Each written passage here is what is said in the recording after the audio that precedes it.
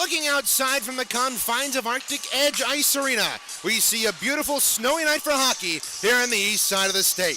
Inside, however, the atmosphere is just as icy as outside, with the Chippewas and Wolverines preparing for not only a rivalry game, but also an ACHA Top 10 matchup with massive implications in the MCHC. Good evening, everybody, and welcome to Canton, Michigan, as we bring you up inside the broadcast booth. My name is Reagan Cleaves, alongside Devin Sarah, and we are happy to have you along for this, the series opener between the number 6 Central Michigan Chippewas and the number 9 Michigan Wolverines. Well, Devin, the stakes of not only this game, but also this upcoming week for the Chippewas could not be higher. Yes, certainly, Reagan. Both these teams are finishing out their seasons in less than 5 days coming up as the Chippewas prepare to finish out their final 4 games of the season in weekend series against these exact Wolverines and Lawrence Tech University. And for Michigan, they're finishing out their final 3 games, including this one.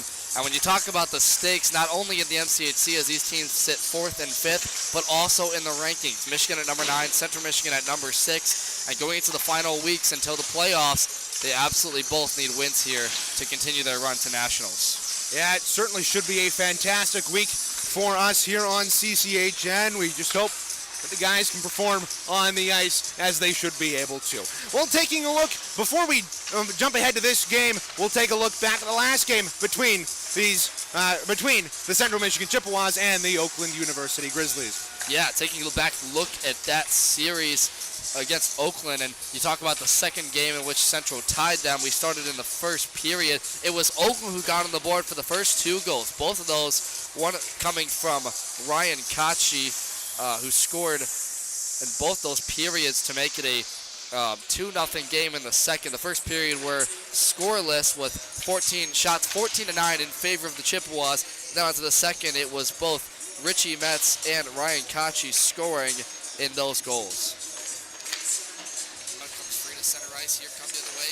Paul Meter once again for the Grizzlies. Now he'll leave it there. Quick shot from the slot, they score!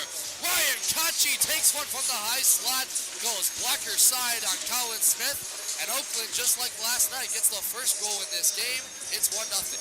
It's getting in short-handed as Ryan Kachi has one tonight, tries to go short side on Colin Smith. Another chance, they score! Kachi picked up his own rebound in front. Colin Smith didn't grab it with his pad, and Kachi gets his second of the night to make it 2-0 for the Golden. Ryan Kachi with one of his best nights of the season, scoring 2 goals in that. He ended up finishing with around 4 points on the weekend, but answering from him was Charlie Hayes and Porzondik just 8 minutes later to make it a 2-1 game. Grizzly. Now Porzondik takes it over, trying to shovel this one free. He'll get it back down low. He'll be pursued in, though, by a defender, Diego Fernandez. Nice pressure here by Oakland. Porzondik gets it free. Back to the slash, shoots, score! Porzondik gets Hayes with the wide-open net, and the Chippewas answer. They get... It was a beautiful pass from Porzondik, who pulled it out of the right wing corner and fed it out in front to Charlie Hayes, who had a wide open net in front of him, and he slid it home. Moving on into the third period, the Chippewas would get back on the board just 4:08 in, with Andrew Porzondik not capitalizing on a 2-on-1. Porzondik on the rush, gets a feed from Nate to the backhand, he shoots, scores! Andrew Porzondik, what a move! Goes backhand over the glove of Pottinger, and it's a tie game here with 15:52 to go. Yeah, that goal would tie up the hockey game. However, it would be Chandler Schneider tipping home a Duncan McLeod shot from the right wing circle past Colin Smith to put Oakland back in the lead. Man, Kosick took down his man, Richie Metz there. A quick shot on net, it tickles wide, they score! It looked like it was Plant maybe at the point, and it redirected a couple times. That's Chandler Schneider taking that. And it's now a 3-2 game in favor of Oakland as it skates on the blocker side wide of Collins. The Chippewas, however, down would not be out as Alex Lasky just a couple of minutes later wristed one home from the left point past the Oakland netminder to tie up the hockey game for the Chippewas. But, I mean, if you're Oakland right now, this has got to be fired up. As the shot's taken in by Lasky, rebounded front. Second chance by St. Andre, and Pottinger made both stops. That's another low shot saved by Pottinger. Now They score! Alex Lasky from the point answers right back, and it's 3-3. The Chippewas answer.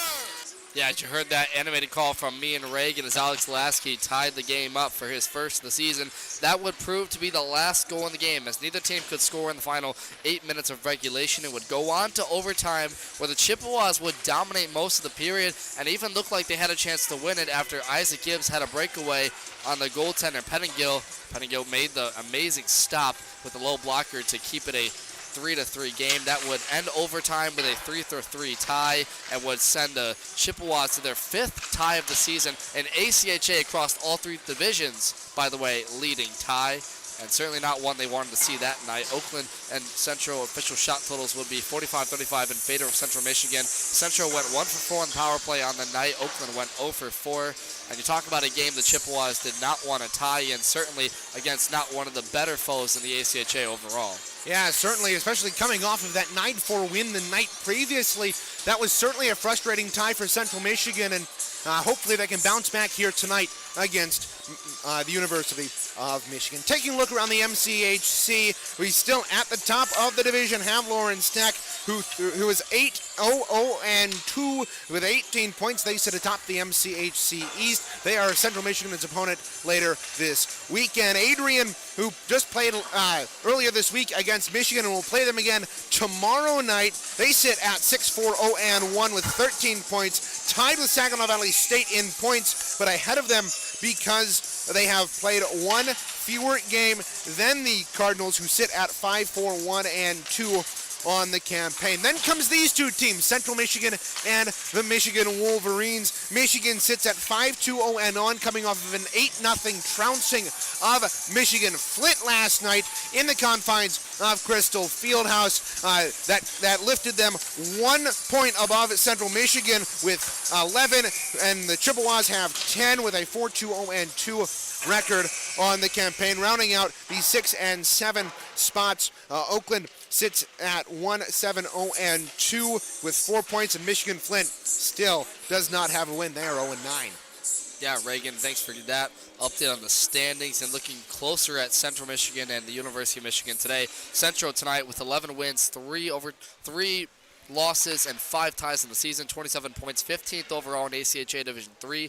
As Reagan mentioned, they are 4-2-0-2 in division play, good enough for 10 points in 5th place. They've had the most ties among all 3 divisions. They are 5-1-0-4 on the road this season. Their only tie at home coming against Oakland last weekend, and they are 5-2-0-3 in their last 10.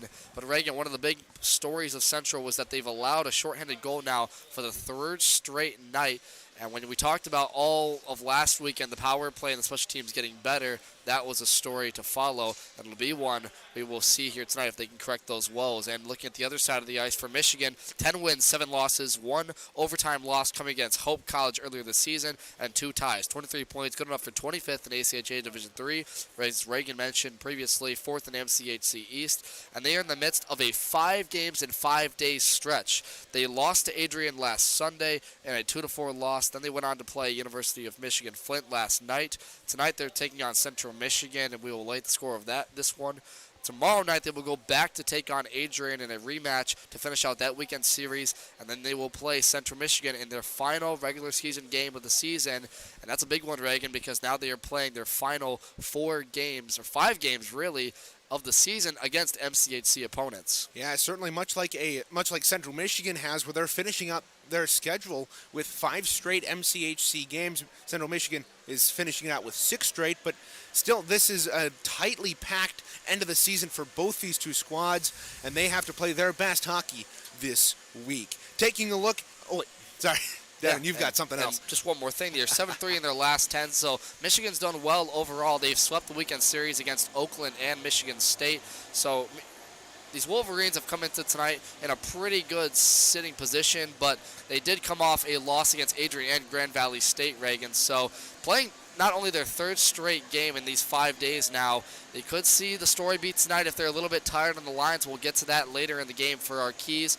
But Reagan, looking at our series history real quick, and we'll take a look at Michigan's dominance as of late. Since 2014-2015, Michigan is 9 wins and 7 losses against the Chippewas, and they have won the 5 straight dating back to the 2019-2020 campaign, with their last win coming in the 2021 national tournament that I called last season, where they won 5-3 over the Chippewas. Yeah, let's certainly hope the Chippewas can turn the tides of this series as of late and get their first win in a long time. Taking a look at the scratches for tonight, Michigan has Mason Beaker out along with Dylan Shelton, Nicholas Welch, and Andrew Leah.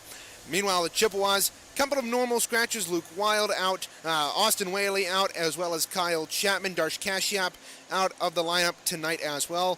2 goaltenders are Joel Drucker and Colin Smith, both scratched from the lineup tonight. Lauren Jones gets the backup spot tonight behind Thomas Rofe. And one last scratch, Julian Johnson out. Coach Cataline opted for a physical presence with Hayden Flynn and Austin Ritter in the lineup tonight. We'll see how they both do in the lineup. Taking a look at our players to watch tonight, Devin, you've got Central Michigan's. Yeah, Andrew Porzonik is our first player to watch. 19 games played, 9 goals, 10 assists for 19 total points. He is currently on a 5-game point streak and is the only Chippewa with multi-point game this season, coming against Oakland. And you want to talk about one of the favorites tonight to get on the board, especially on that power play group that has been better as of late. Look for Andrew Porzonik to score and get a point at some point. The other player to watch is Isaac Gibbs, the leading point getter and goal scorer for the Chippewas in 19 games played, 9 goals, 10 assists as well. Good enough as well for 19 points. And he has points in 5 of his last 7, Reagan. And the freshman has been an outbreaking star for this small freshman class, consisting of Jacob Kosnick, Owen Campbell, as well as Aiden Gazdecki. But Isaac Gibbs doing a very good job this season in all presence of the scoring position, and is one of our players to watch here tonight. Yeah, certainly. Isaac Gibbs and Andrew Porzonik loom large on the CMU score sheets as of late. As for Michigan, though, Andrew Beggs, who through 18 games has 11 goals, 4 assists, and 15 points. He is the Wolverines' team leader in goals. He has been fantastic on the ice in all facets of his game this season. And Daniel Colon is their point leader. Number 10, he through 17 games has 17 points. He's averaged a point per game, and those two should be fun to watch here tonight. Devin's got our keys to the game here, presented by cmishicehockey.com. Yeah, I do, Reagan. And the first one I've got here tonight is get on the board quick. In the previous games against Michigan, Central went down in the game in 2 out of the last 3, and those times when they did go down in the last 2 out of 3 games, when they did allow the Wolverines to score first, those games ended in 3 or more goals in which they lost. One of those games was a 5-1 in the season finale last season when they were heading into the national tournament. So in the game that they did score first, that was in the national championship. They were able to hold on to the lead for most of the game, but Michigan came back late to make it a 4-3 game, then the eventual 5-3 with an empty netter. But when you talk about scoring first, and we've said it all season long, Reagan, it's so important for a Central Michigan team that doesn't normally start well, especially not this season. And we've seen a lot of games this year where they've went down early in the first and they've been able to rally back in the second and third.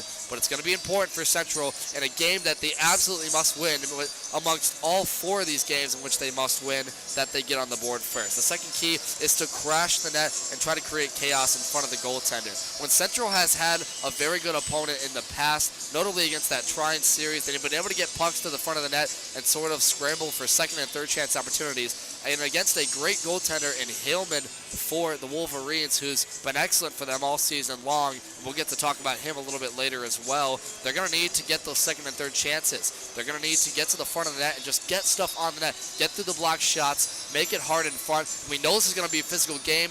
Put yourself in front of the net and get the second chance opportunity. The final key to the game here is to put in the effort for the Chips and take advantages of Michigan's line changes. Michigan is playing their 3rd game in 5 days, and they're going to play, as we mentioned earlier in the pregame show, 5 straight. This is going to be a tired Michigan group, especially after what they did last night to University of Michigan Flint.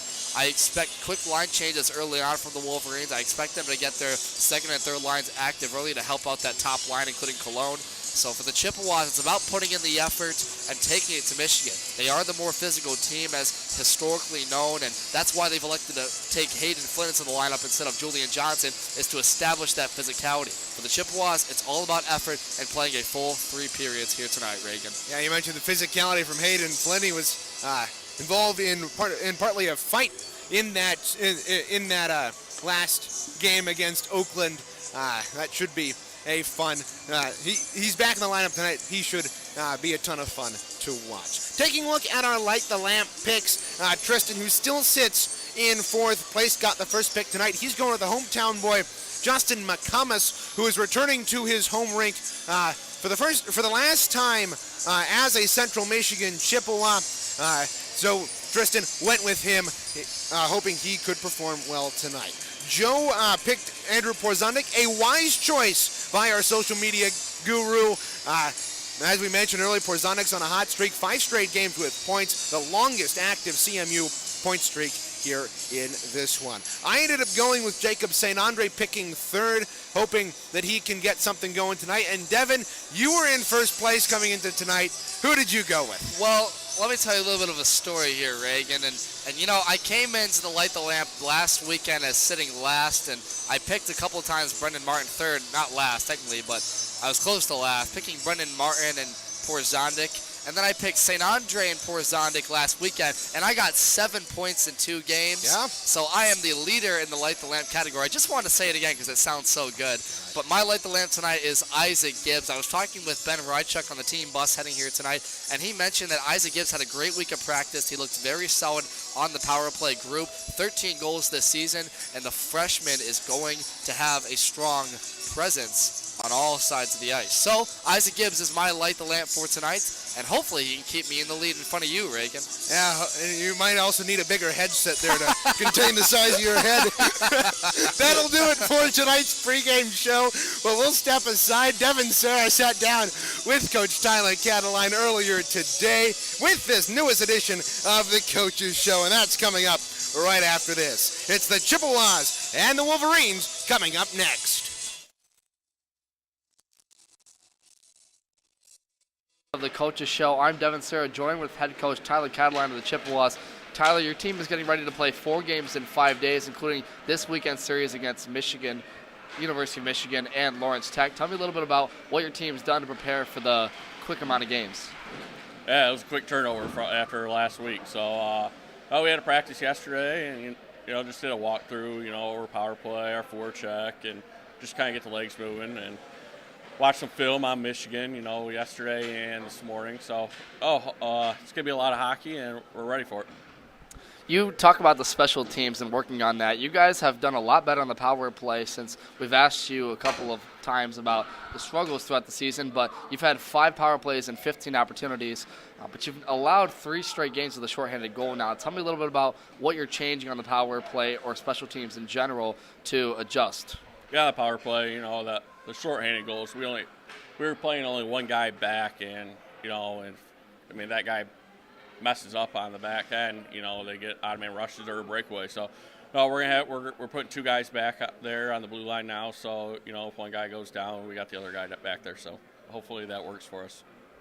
Coach, Justin McComas is returning to his home rink for what will be his final start here in Canton. Tell me a little bit about the preparation for him. Are you going to try and get him on the board just for the family and friends? We noticed his name on the board walking in, welcoming him and his family back.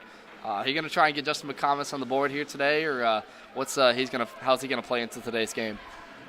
I mean, he's got to score. I mean, we put him on the ice, all we can, but I mean, he's got the capability to put points up, any game. So hopefully he can put one up in front of his family and friends and everyone that's coming to support him. Finally, Coach, what needs to happen for you guys to overcome the Wolverines this game? Historically, the Wolverines have had your number, winning the last 5 meetings. Tell us a little about what needs to happen today for you guys to overcome that. Yeah, those were different teams. It's a new year this year, and I think we're a little bit more prepared, than what they have been the last few years. So we got a good team. I mean, so does Michigan, obviously, ranked 9th. So, it's going to be a tough game, and we'll hopefully get the W today. Awesome. Thank you for your time, Coach. That'll do it for this edition of the Coach's Show. We'll bring it back up to the booth for Reagan to get us ready for puck drop. Thank you for listening to this edition of the Coach's Show on CCHN.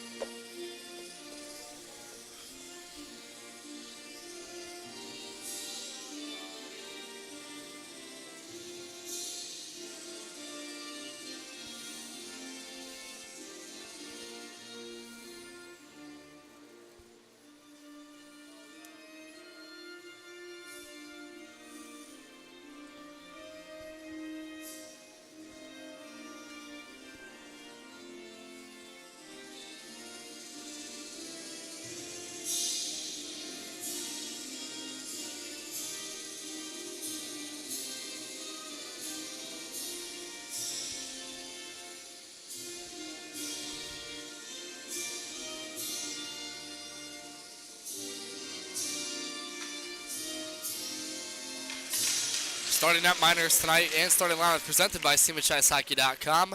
On the Wolverines side, it'll be Ben Heelman making his 13th start of the season. 6 wins, 4 losses, 1 overtime loss, and a 3.77 goals against average. For the Chippewas, Thomas Rofe makes his 17th game start of the season. 9 wins, 3 losses, 3 ties on the season with a .942 save percentage and a 2.23 goals against average. Thank you, Devin, for those starting netminders. Taking a look at the starting 5 for either team. Coach Tyler Cataline sends out Owen Campbell, Keelan Baker, Christopher Martin, Jordan Cooper, and Isaac Gibbs, their front 5. And as we mentioned, Thomas Rowe in between the pipes. Wolverines send out Jamie Newton, Kier Cumming, Sam Tyrell, Jake Stewart, and Logan Gare, their top 5. We've got 20 minutes on the clock here at Arctic Edge of Canton. Chippewas will travel right to left across your radio dial wearing their road maroon uniforms with gold trim, gold numerals, gold helmets, maroon pants, and maroon socks. Michigan wearing some pretty slick maize uniforms with blue shoulders, blue and white trim, blue pants, and maize socks. Puck drop at center. We are underway. Michigan wins the draw and will get it to the Chippewa blue line, but it comes up and hits the players' bench across the way. So just 6 seconds in, we'll have a stoppage of play here. Yeah, Reagan, and quick stoppage of play. And on the Michigan side, they use those uniforms you're talking about. They're wearing this kind of custom Wolverine on the front, and it's a very slick design. They wore this notably 3 seasons ago against Central Michigan in the MCHC semifinal, where they won against Central at home in Yost Ice Arena, where the Division I men's Michigan team plays. And a slick uniform tonight, and hopefully, or for them, hopefully, it's a slick play as well.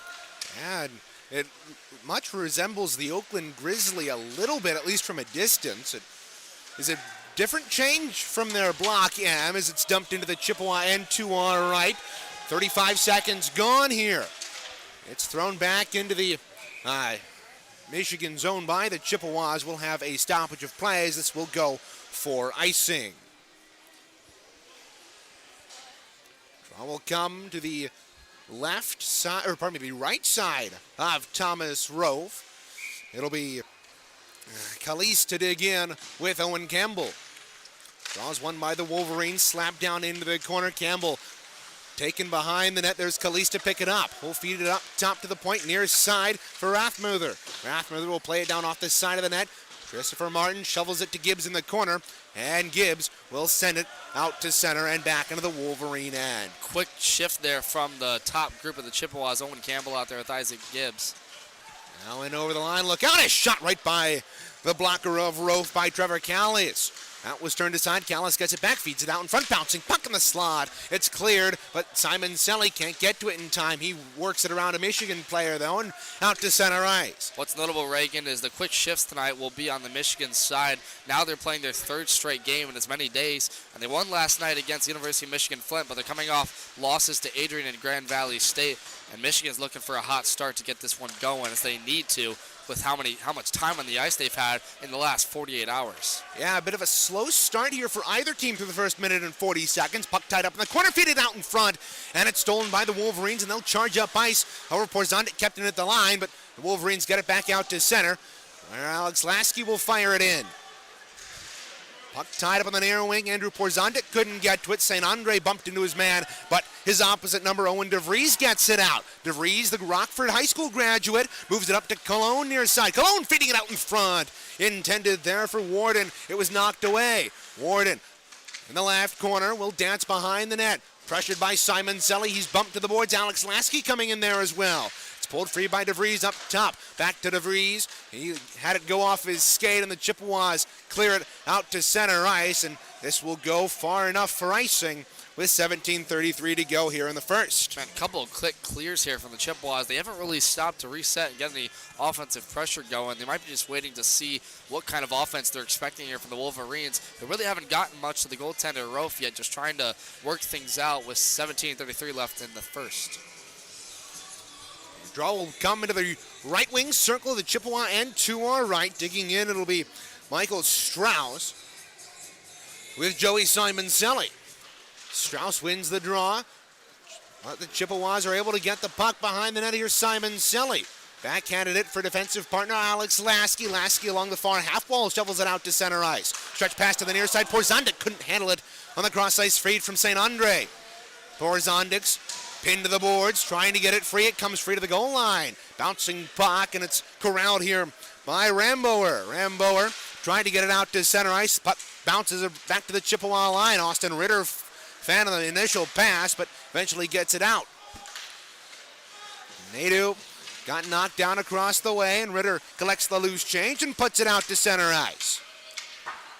Dumped into the near side corner. Ritter moves it up to the right point. It's fished out of there by McCummins. McCummins had it knocked in his skates, gets knocked down there by Ramboer.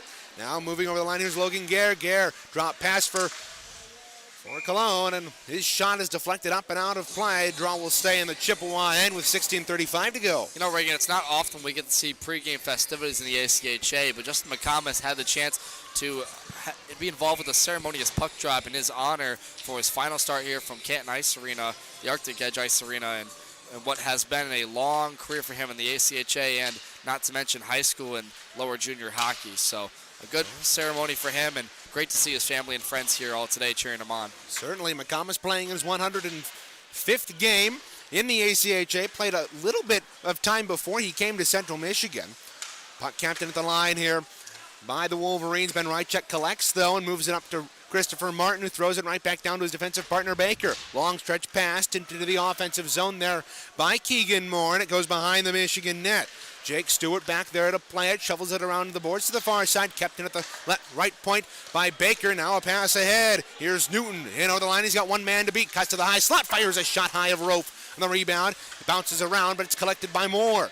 Keegan Moore steaming up the right wing, will reach the red line and wrap it around with 15:44 to go in the opening period here from Arctic Edge of Canton. Owen Campbell throws it around behind the netminder, Ben Heelman.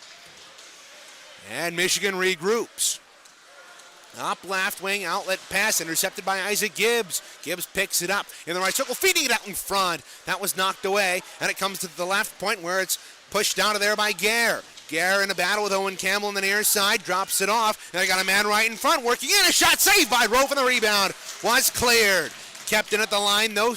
Near side Rathmuther. Rathmuther will fire a shot. Isaac Gibbs corralled it and will wrap it around the boards to the far side. Collected there by Calise. Calise feeding it behind, and a pass from behind the net by Jake Stewart will go the length of the ice with just over 5 minutes gone. Man, that was a great save by Alex Lasky after Rose's initial save. And you talk about getting those second chance opportunities. Well, Michigan trying to get one right there, but Lasky blocked that one. Now Cooper right in front, scores! Jordan Cooper buries a rebound in the mid-slot, and the Chippewas, just 5 minutes and 15 seconds into the first period, have a 1-0 lead. Reagan, you want to talk about timely. That was the first shot of the game for the Chippewas from, I believe, Simon Selly, and Baker was right there to get that rebound and make it a 1-0 game. And you talk about a slow 5 minutes for the Chippewas. Really, they allowed Michigan to dominate much of the puck time, but the one chance the Chippewas got in the offensive zone, they made it count. And just like I said, crashing that, getting those rebound chances, made that a 1-0 game. Great job by the Chippewas. Now look out, here come the Wolverines over the line. Here's Warden. Warden feeding it out in front, and Cologne couldn't stuff the backdoor opportunity. Kept in at the line, thrown down low, right out in front of DeVries. Couldn't handle it.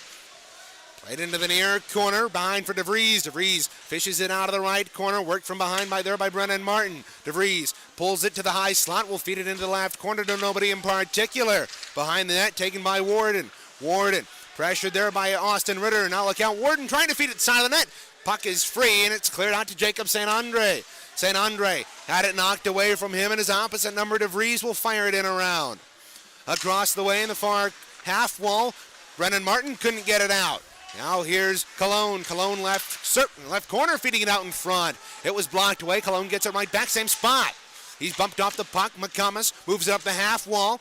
Intended for Kostic, but it got lost from him. He'll get it right back, though. Firing it up to the point, kept in there by Calise, tipped right in front. And Thomas Rofe holds on for a whistle with 13:34 to go. Yeah, pretty good defense from the Chippewa defensemen in front. And Michigan getting a lot of shots close to Rofe, but not onto the net, as a lot of players are blocking these one in front. That's going to be the story all night long, as Michigan's able to dominate much of the puck time, but as long as Central can keep them to these low percentage shots and able to block these in front, they're being okay right now. Michigan wins the draw in the offensive zone. Right point, here's Tyrell. Tyrell working in a shot saved by Rove. And now look out, Jay Nadeau, long stretch pass intercepted by Sam Tyrell. He had Porzondik the other way. Now look out, Nadeau feeds it down low. Porzondik and the Wolverines intercept. Moving up the left side and over the line. Worked from behind there. It's down below into the corner. Big hit behind. Now look out, a shot saved by Rove. Came out right in front, slow to get up in the corner is Sam Tyrell. That was a huge hit on Tyrell there in the corner. Loose puck in the slot, taken there by Jay Nadeau, near side McComas off his skate and onto the Wolverines' hands. They'll throw it back down low. Taking it there is Keelan Baker, the Central Michigan captain, fanned on it. Now look out, here's Monaco working in. A shot was blocked at the side of the net. Yeah, and as I just mentioned, Reagan, Michigan really, other than their one turnover, they're really hammering Central in their own zone a lot of the time. And like I talked about, blocking shots in front is so important. Now They're doing it right here. feeds it out in front for Flynn. Flynn, he scores! Hayden Flynn! A beautiful goal from the fourth layer!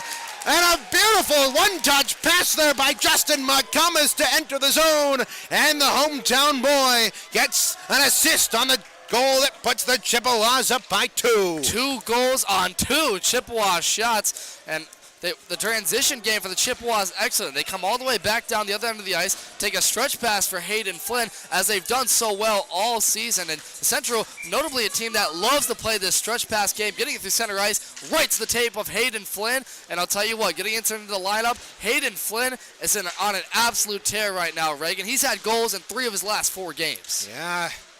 He's doing a fantastic job. Now look out, the Wolverines have a chance. Here's Robinson in the right circle, firing a shot.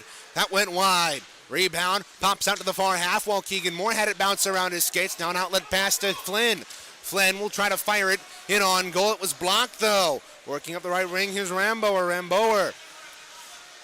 Tied up his man in the corner, Aiden Gazdecki. It's wrapped around, kept into the far point though by Andrew Baggs. Chippewas get it down into the Michigan end. Time of that goal was 7:39. Chippewas lead it 2-0 off of goals from Flynn. Most recent goal by Flynn. Now they feed it out in front again, trying to get a loose puck. Yeah, and what a start for the Chippewas, Reagan. Even though they haven't really gotten the shots on the net, they're making quick changes, playing the defensive game, and their transitions have been phenomenal so far. An excellent start, probably their best, and I can't even remember the last time they've had a start like this, Reagan, against such a quality team like Wolverines. It's been a fantastic start for the Chippewas. First time they scored 2 goals in a long time. Now kept it at the line. DeVries lost the puck, and look out, we're going to have a penalty. Hooking the call. We believe it's going to be on the Chippewas here. It might be Owen Campbell is headed to the box here at 9:03 of this first period. That'll put the Chippewas penalty kill to the test here early. Fans, don't forget that the CMU Club Hockey Network YouTube channel is your one-stop shop for highlights, exclusive interviews, and full game broadcasts for Team D3 Hockey. Make sure to subscribe and turn on notifications. Never miss a moment of Chippewa hockey. Just go to the YouTube and search CMU Club Hockey Network to find the channel. Here's Brenner Rychuk in over the line, short-handed. Got the puck knocked away from him. 11 seconds gone in this penalty kill. Chippewas are 83.9% on the campaign. Dancing over the line. Here's Cologne, right point. Cologne will hold at the line, looking for an opportunity, feeds it across to Stewart. Stewart, pull it over a shot, go through traffic. That one tipped just wide on the near side of Rofe. Up top to Cologne, but he had it hop under his stick, and he'll have to retreat back to neutral ice. We'll move it up into the offensive zone, down low for Keelan Baker. He'll pick it up. Ben Rychuk trying to finish the clear, and he does. That top penalty kill group for the Chippewas, Reagan, do an excellent job keeping everything to the outside, not allowing Cologne, one of the leading goal scorers for the Wolverines, to get in front of the net and get a quality scoring chance right now. Already a minute gone in their power play. Now here's Cologne up right wing into the offensive zone, right wing corner. Charlie Hayes poked the puck away from him, but Cologne gets it right back behind the net. He'll work to the far corner, worked there by Lasky. Worked it up top for North. North down low to back. He'll get it back up top high. Slot, let a shot go through. Blocked in front, and Rofe will clear it to the corner. Cologne picks it up, though. 38 to go on the penalty kill. Cologne will hold it there, left circle. He'll feed it down low and get it right back, but the pass hopped over his stick from Andrew Baggs, and it'll go down the length of the ice with 25 to go on the man advantage. Wolverines running that play through Daniel Cologne, as I just mentioned, one of the leading scorers for them. And you talk about a power play group that has done pretty well all season. University of Michigan trying to go through their top goal scorer, but just not working out. They really didn't get a shot off there other than the one rebound that Rofe turned aside easily. And right now the Wolverines struggling to get anything in front of the net. Now here's Gare, who'll feed it up top for Rathmanner. Rathmanner, let a shot go blocked by Kosnick, who'll get it right back though. Look out, a shot, save the rebound. Loose out in front of Rofe, save! And it's cleared to the corner. Great flurry of saves there by the 6 foot plus Central Michigan netminder. Now it's pulled out by Kosnick ahead to St. Andre. St. Andre bumped up against the boards, couldn't get it out. Here's a pass across. Look out, a shot. Popped up in the air, and it bounces around in front of Rofe. We'll get it back, and it's intercepted there by Kosnick. Now look out, 2-on-2. Kosnick in to the neutral ice. Full feed it ahead to Simon Selling. Look out, 2-on-1, but he lost the puck.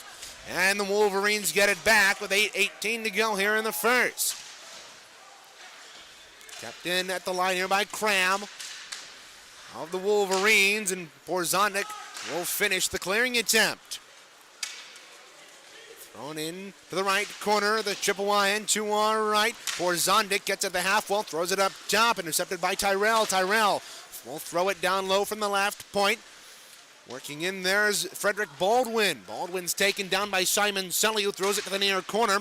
Jacob St. Andre and Austin Ritter corralling the bouncing puck, unable to get it out. Cram throwing a shot on goal, tipped in front by a Wolverine whose number is 20, and on either of the rosters I have, he does not appear, so I don't know who number 20 is. Well, nonetheless, Reagan, Michigan doing a great job pressuring right now. They're getting shots all over the net, and credit to these defenders for the Chippewas blocking a lot of these shots in front, but right now the score doesn't indicate that, as Chippewas getting 2 quick goals off 2 quick shots. Hillman hasn't had a great start so far to this game, but right now Michigan pressuring well. If they keep this up, they could be looking at a 2-1 game soon. Yeah, Central Michigan having trouble to get out of their zone here, but look out, here's Justin McCummins in a 2-on-1 with Nadeau. Over the line, pass in front to Nadeau, shot, save by Hillman. What a beautiful save coming across to his left by the Michigan netminder. He denies Nadeau on a beautiful opportunity. 2-on-1 with McCummins, and with 7:19 to go in the first, we'll have a draw on the Michigan end for the first time tonight. Yeah, this play started after a turnover at the Chippewas blue line. McCummins doing a great job to take the puck up on his own and find Nadeau with the defender trailing to feed it to him in front, and Nadeau getting a good shot off, but Hillman making his first great save of the game, and he needed that one to get his confidence up here. And only about 3 or 4 shots so far on net on him all night so far in the first period. There's an outlet pass. Newton over the line. He'll loft one in on Rofe. Blocker to the far half wall. Picking it up there is Kier Cumming. Kier Cumming working behind the net. Feeding it out in front. Intended for intercepted by McCummins here. McCummins up with Borzonic. In over the line. Tried to pass across, but it was intercepted. And now the Wolverines move out left to right. Here's Gare across that line. Moving in. A shot saved by Rofe in the rebound. Clear to the corner by Hayes. Gare will pick it up again, working free to the high slot, works around the defense, works in, a shot, score! What a goal! And a single-handed effort by Logan Gare, firing it by low glove on Thomas Rofe, and it's 2-1. Michigan getting one goal back. What a great effort by Logan Gare there to get to the front of the net, picked up his own rebound after Rofe made an initial save, and Logan Gare, one of the best forwards for this team, and he has now his 3rd goal of the season right now. You talk about a scorer, a player that can just move around the ice so fast and get to those high percentage areas. He did right that, used kind of the central defenders to screen all of that one, looking for another. Now look out, right on the rebound. Andrew Baggs almost potted that off the blocker of Rofe, but the Chippewas get it back behind the net. Alex Lasky and his opposite number going at it behind the net. Now it's a sharp angle shot right on, and Rofe makes the save. I talked about all those chances that Michigan had on the on the net and just getting shots off, but guard just made a great individual effort to stay with the play, get to the front of the net, and whiff it glove side on Rofe. And that's something they need to do all night if they want to keep the pressure on, because this kind of atmosphere so far at home, they can get right back into it easily. And Michigan is definitely used to playing in type contests such as this one. So yeah, they did take the number 1 team in the nation, Hope, to overtime, eventually losing. That is the one in their record. Robinson back in the defensive end for the Wolverines. Leaves it there for Ryan Ramboer. Up left wing is Trevor Calise. Near side Robinson. Robinson in a shot blocked away by Rofe, and the rebound comes onto the stick of Keegan Moore at the point. Moore will play it off the wall. Icing waved off as out of his net comes Ben Heelman. Central's really just got to play more physical here, Reagan. They're kind of letting Michigan walk into those high percentage areas, which just led to that most recent goal. And I talked about it, one of my keys of the game was Central playing their style and just wearing down the Wolverines. They had a good first 5 minutes in the physicality department, but so far, with 5:20 to go in this period, they've kind of let up a bit. Now Gibbs over the line will let a wrist shot skitter by the left side of the net, and it's pulled into the near corner. Or far corner, hit the ref. Now look out, Isaac Gibbs in off the side of the net. That got the crowd in front of us to get up on their feet momentarily, but that puck looked like it went in, but it went off the side of the net. Now Martin intercepts a pass at center ice. Brendan Martin hops over the line. We'll move it into the near corner, collects the bouncing puck, feeding it out in front. Loose puck in the crease, and Hillman will pounce on that one with 4:47 to go. Great stick handling by the captain, Brendan Martin, to get deep into the zone. Tried to send one in front there for Gibbs, right, and crashing the net. But creating chaos like that was an excellent job by Martin. He recognized that Heelman was out of position for just a moment, tried to get it to the blade of Isaac Gibbs right in front of the crease and bang it home. Man, what a shift so far from Isaac Gibbs. 2 shots on net. Yeah, both top line getting some good work there for the Chippewas, although both the goals have come from lower down the depth chart. Now St. Andre feeding a puck to the side of the net. Loose puck, Simon Selly trying to jam away at it. Comes free to the far corner. St. Andre back up top to Baker. Baker had it hop over his stick at neutral ice and will send it back in, but the Wolverines take it and charge left to right. Here's Baldwin feeding it out in front. Moving to the side of the net, they feed it out in front.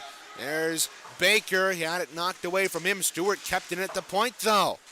Couldn't keep in the second opportunity there by Kosnick, and the Wolverine captain will send it down into the Chippewa end. Now bouncing puck. Kosnick had it hop off the half wall in front of him. That created a chance for the Wolverines. It's tied up in the near corner. There's Frederick Baldwin. Baldwin rolls it around to the far side. Christopher Martin sends a stretch pass out to center ice. It got lost in the lights a little bit for the Wolverine goal scorer, Logan Gare. Behind the net, Baker. Tied up with his man. Gare takes the loose puck. Whole work into the high slot. Andrew Porzondik knocked down. Now here's a shot. Now tipped right in front of Rove. And it went wide. Now trying to find Logan Gare in the high slot. It was knocked away. Here's Porzondik up. He'll move over the line. Great diving poke check there by William McGraw. To knock the puck away from Porzondik. Porzondik had Gron beat right there, went to the outside, tried to stick handle pass, and he just dove away for it. Porzondik using that speed to get deep into the offensive zone. Rathmatter lost the puck at center ice, and the Wolverines will have to regroup. Here's Newton over the line into the slot. His shot blocked up and off the stick of Charlie Hayes with 3:03 left. Fans, don't forget that once the period ends, we'll have the first intermission report. Devin Sarah will take you through that one with a look at the out-of-town scoreboard, including CMU D2 and women's D2 hockey, as well as the varsity Chippewa scoreboard. That's all coming up at the end of this first period. Now a quick shot right off the draw there by Andrew Baggs. It bounces around at the slot, does the rebound. Now they feed it down low. A shot off the post at the side of the net of Rove. Puck tied up behind the net. Alex Lasky couldn't poke it free. Wolverines come out with it. Across, top of the slot, here's Kalisa's shot. Big block there by Jay Nadeau, and it's lifted back out to center ice. Man, that was another time the Wolverines got into the low slot area. The Chips really doing a lot of puck watching right now, Reagan. They're not really sticking with their men as well as they should be, allowing them to kind of just walk into these low slot areas and look out. Now a shot. That hit a body out in front, coming off the stick of Calise. Captain at the line, thrown down there by Ramboer. Around the boards to the near side. It's picked up out of the corner, trying to find Khalees in the slot. Ramboer picks it up left point. Full throw, wrist shot out, tipped right in front. Off the stick of Will Robinson, and Rofe, standing tall, makes the save there with 2:08 to go. I'll tell you what, Reagan, too, this puck's been on edge a couple of times in the last couple of transitions and shifts here. I wonder if the ice here in Canton is a little bit different than the one we're used to in Martin Ice Arena, and it's allowing these pucks to kind of just go flying all over the place, sort of going off the boards, getting on edge. And the Chippewas, a lot of times in defensive zones, need to control the puck and settle it down here. If they're not much. Chippewas block a shot off the draw. Here's Flynn on the rebound. His dump in hit the referee with under 120 seconds left here in this first. Behind the net, here's Daniel Colon. Will send a feed up through center ice, intercepted by Gazdecki. He'll dump it in. Chippewas tag up. Heelman out of his net to leave it there for Stewart. Up to Owen DeVries. Near side for Cologne. Cologne across that line, right side. Moving in. Good play there by Ritter, but couldn't separate his man from the puck. He fed it out in front. Loose puck in the slot. And a good clearing there by the defensive centerman, Aiden Gazdecki. Wolverines, here's Cologne over the line, right side. Tried to feed it out in front. Cooper, that knocked his stick away and bumps Cologne to the boards. Puck free behind the net, backhanded to the far half wall. Pinching down, there was McGraw behind the net for DeVries. DeVries in the near corner. Big hit there by Van Rychek, and the Chippewas are able to clear it out to center ice, and there's going to be a penalty on Van Rychek here. Man. He'll touch up, and that's a bad penalty. That is a bad penalty, Reagan. I was just about to mention how good of a job that was by Rychuk to lay the body and win that battle to allow the Chippewas to clear, but I guess he used too much there, and it'll send him to the box with 58 seconds left in the period. But, I mean, as I've mentioned before, the Chippewas need to play more a physical style of defense, as they're kind of just letting Michigan walk all over the place in these zones. And this is an important face-off here, Reagan, because with a period left, we saw this. Now here's number 20 behind the net again. We do not have number 20 listed on any of our rosters. Especially with momentum. Right point, Stewart downloaded DeVries, back up top to Stewart. Will a wrist shot go through traffic, patted away by Rowe from the rebound. It's clear to the left point, but not out. Stewart kept it in there. 40 seconds to go. A long shot from the point, and Rowe will glove it and hold on for a whistle. And it looked to me like Rychek got caught up with his man behind the play and took a slashing penalty as his opponent's stick went flying, and you certainly can't do that here. 1:37 left in the Rychek minor. Right off the draw, number 20 trying to pinch in. DeVries to the near side, held to the boards there by Simon Selly. It's collected there by Robinson. Robinson and DeVries trying to get the puck, but it's worked back up right point. Stewart will send it near side. DeVries top of the right circle. DeVries across to Stewart. Stewart left point down low to Cologne. Back up to Stewart. Top of the left circle. A shot. That was deflected high in the net, and the rebound. DeVries right circle across to Stewart. He'll tee it up and fire a shot. Glove save by Rofe. He saw that one all the way with 6 seconds left here in the first. And he did, and the Chips are doing a good job keeping them to the outside finally. They have to go back to the point for their captain, the Wolverines, Stewart, to get a clapper on net, but Rofe's going to see those the whole way. It's really about taking away the eyes and the positioning on a big goaltender like Rofe, because he can see that stuff from a mile away. He's taller than a lot of these defensemen in front of him, so he has great vision on the ice. But right now for Michigan, you've got to get stuff to the front of the net. Stewart across to Cologne, top of the slot, a shot. Rofe made the save, and the rebound is denied once more by Rofe as the period comes to an end. 1:02 left on that Ben Rychek penalty, which will come and finish after this intermission. We'll step aside. Devin Serra will have the first intermission report here for you on CCHN.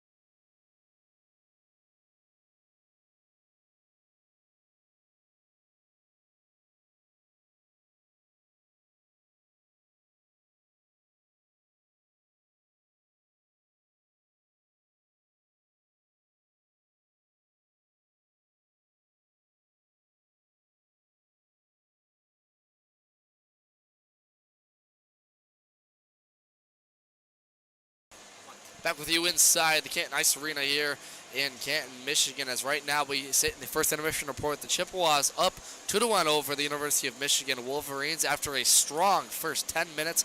Put the Chippewas on the board to make it 2-0. We'll go over those goals. It was Jordan Cooper at 5:15 of the first to make it a 1-0 game after a nice feed in front. Jordan Cooper right now for the Chippewas, one of the leading scorers for them, and Cooper right now scoring his 6th of the season. That puts him at 12 points on the year, and for a forward that's been looking to get back in the lineup and make something of his offensive presence, he now has goals in 2 of his last 3 games. Good on Jordan Cooper for that one. But Hayden Flynn, how about the forward to get right now for the Chippewas, make it 2-0 in this, or 2-1 so far on top, getting his 5th of the season. He now has goals in 3 of his last 5 games, and talk about a fourth line grinder who really does everything well, and we credit him so much on this broadcast for being one of the nicest guys in the locker room, putting in the effort day in and day out, and getting rewarded here, being put in the lineup for Julian Johnson tonight. But Michigan was not going to go down without a fight. Ben Heelman allowed for the Wolverines 2 quick goals on 2 quick shots. His teammates bailed him back out, as it was 7 minutes later, Logan Garr for the Wolverines scoring his 3rd of the season to make it 2-1. Garr doing an excellent job picking up his own rebound, skating around the entirety of the defense and shooting it glove side from the left circle on the goaltender Rofe. And you want to talk about a Wolverine team that got a lot of shots in this period right now, as we don't have the official shot metrics for you, but I can tell you Michigan is leading by a wide margin in that category. And right now, going back into the second period, they will have a 1:02 power play after Ben Rychuk slash in his own zone with 58 seconds left in the first period. So that's where we sit right now. 2-1 Chippewas on top of the Wolverines, and we'll head to our squad out of town scoreboards as well as our Chippewa hockey updates. So far this game, 103 taking place today around the ACHA Division 3. Colby Sawyer College and Dartmouth taking on each other today. The Dartmouth team importantly playing their game today. Dartmouth right now looking for a bid to the national championship, as they are ranked just one below the 9th ranked Wolverines. They are 10th in the nation, and right now they are on a 12-0 streak, and the previous ranking was 25th last week, coming in the number 5 rankings. Now the number 6, they come in as the number 10 team. So Dartmouth playing in a very important game tonight against Colby Sawyer College. That game kicks off from Thompson Arena in Hanover, New Hampshire at 8:45 p.m. Eastern. The only other game of the slate today was Harvard and St. Anselm College, but that game was postponed inevitably due to some team issues within either side. So the only 2 games on the board today are Central Michigan versus Michigan, the University of Michigan.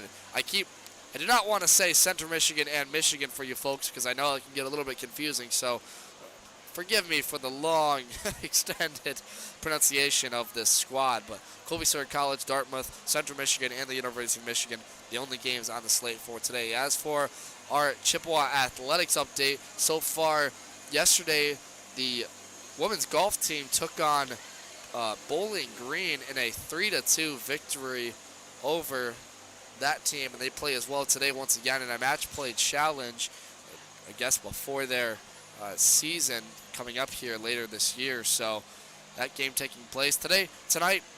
The men's basketball team takes on Ball State. That game is at Ball State. That's set for a 7 p.m. tip-off from the Ball State Arena. Tomorrow it'll be women's basketball in action against Kent State at home. That game is also set for a 7 p.m. slate. You can listen and watch to those games. Listen in and watch those games on all Chippewa Sports Network related channels. And the great job by the Chippewa Sports Network group covering basketball all season for the NCAA athletics programs of Central Michigan. As for our women's update, the other night Central Michigan closed out their series against Notre Dame. Notre Dame took both of those games by a large margin.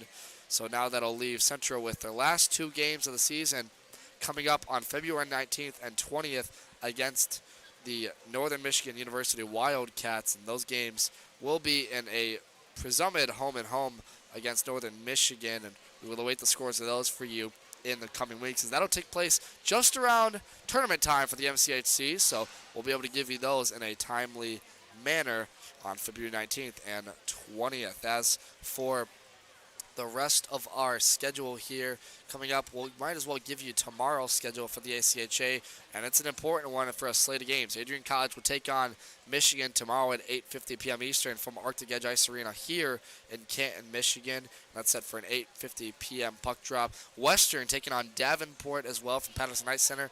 The Davenport team finishing out their season, and after a struggling one where they've taken losses to notable MCHC teams, Davenport will look to regroup and get ready for next season. That game, 9 p.m. puck drop from Patterson Ice Center tomorrow. The final game for tomorrow will be Coastal Carolina and University of North Carolina Wilmington. UNCW notably losing to Florida Gulf Coast earlier this season. That game's set for a 7:30 p.m. puck drop from the Wilmington Ice House as Reagan gets set to rejoin me in the booth here for second period action.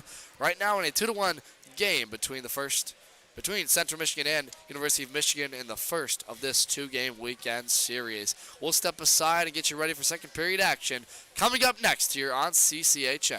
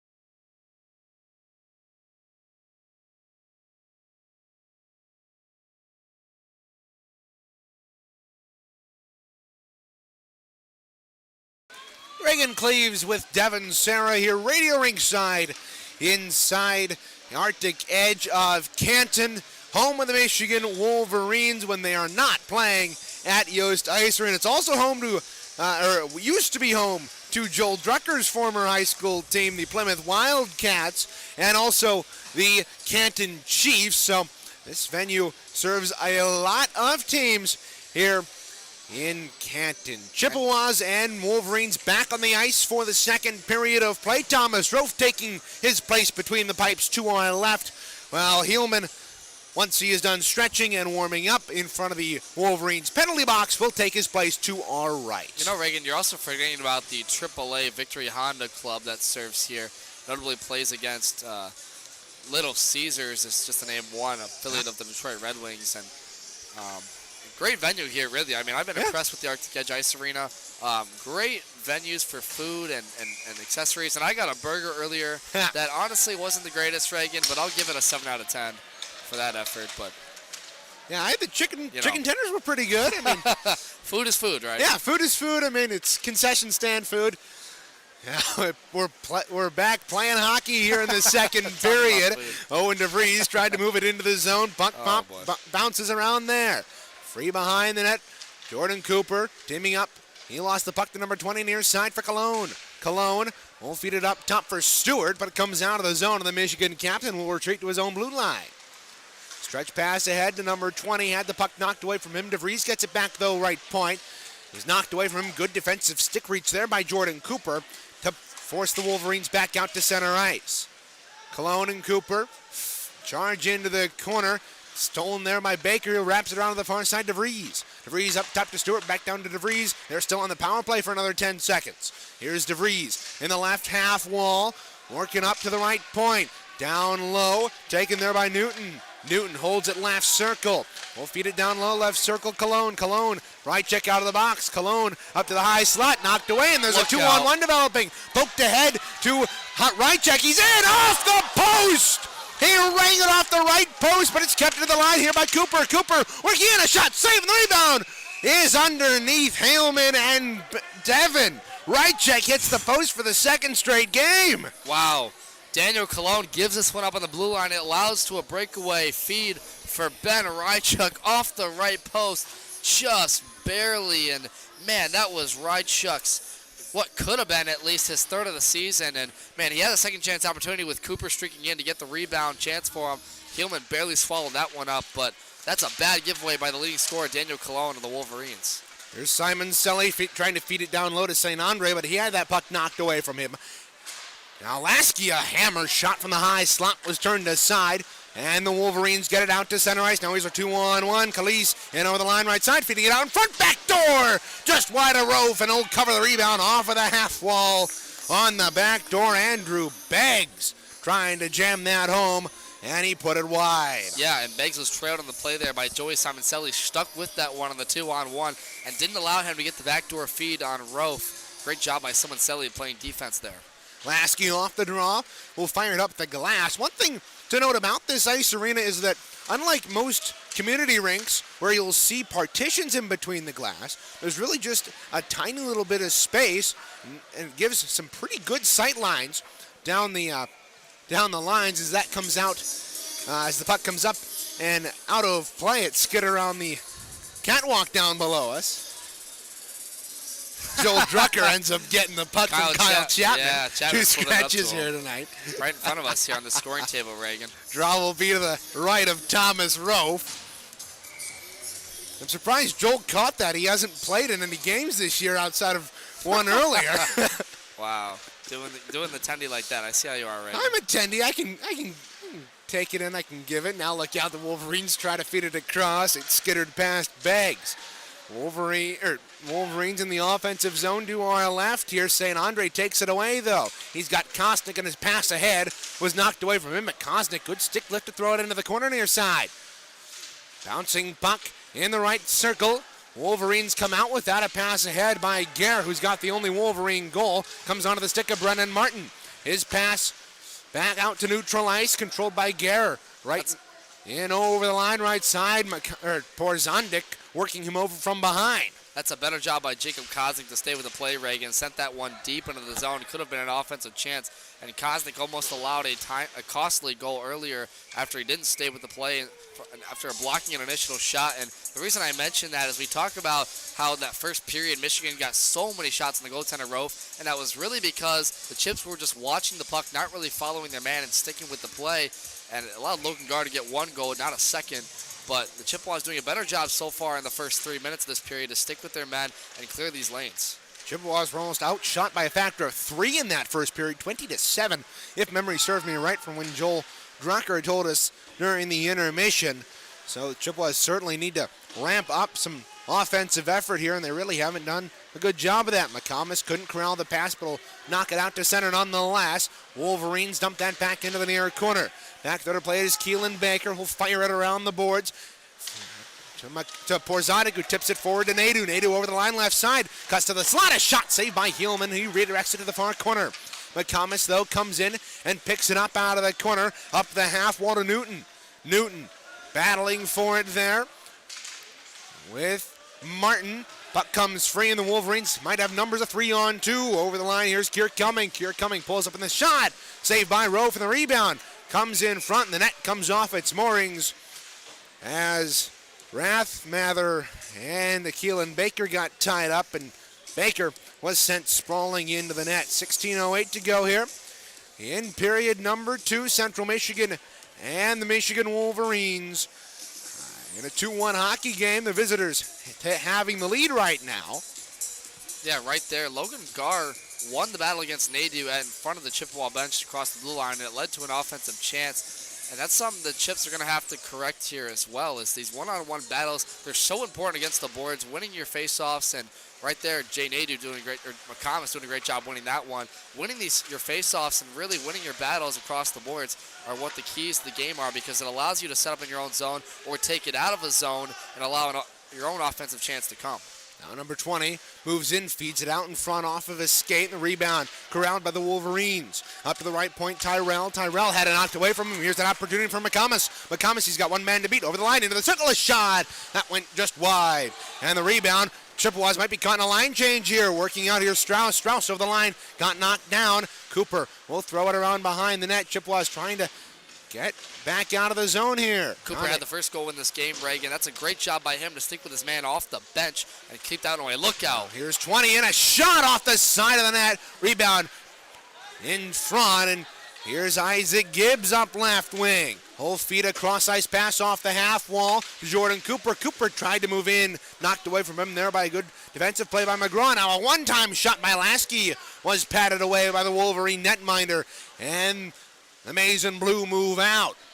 Popped up in the air across the way. Frederick Baldwin over the line. He was worked over along the far half wall by Owen Campbell.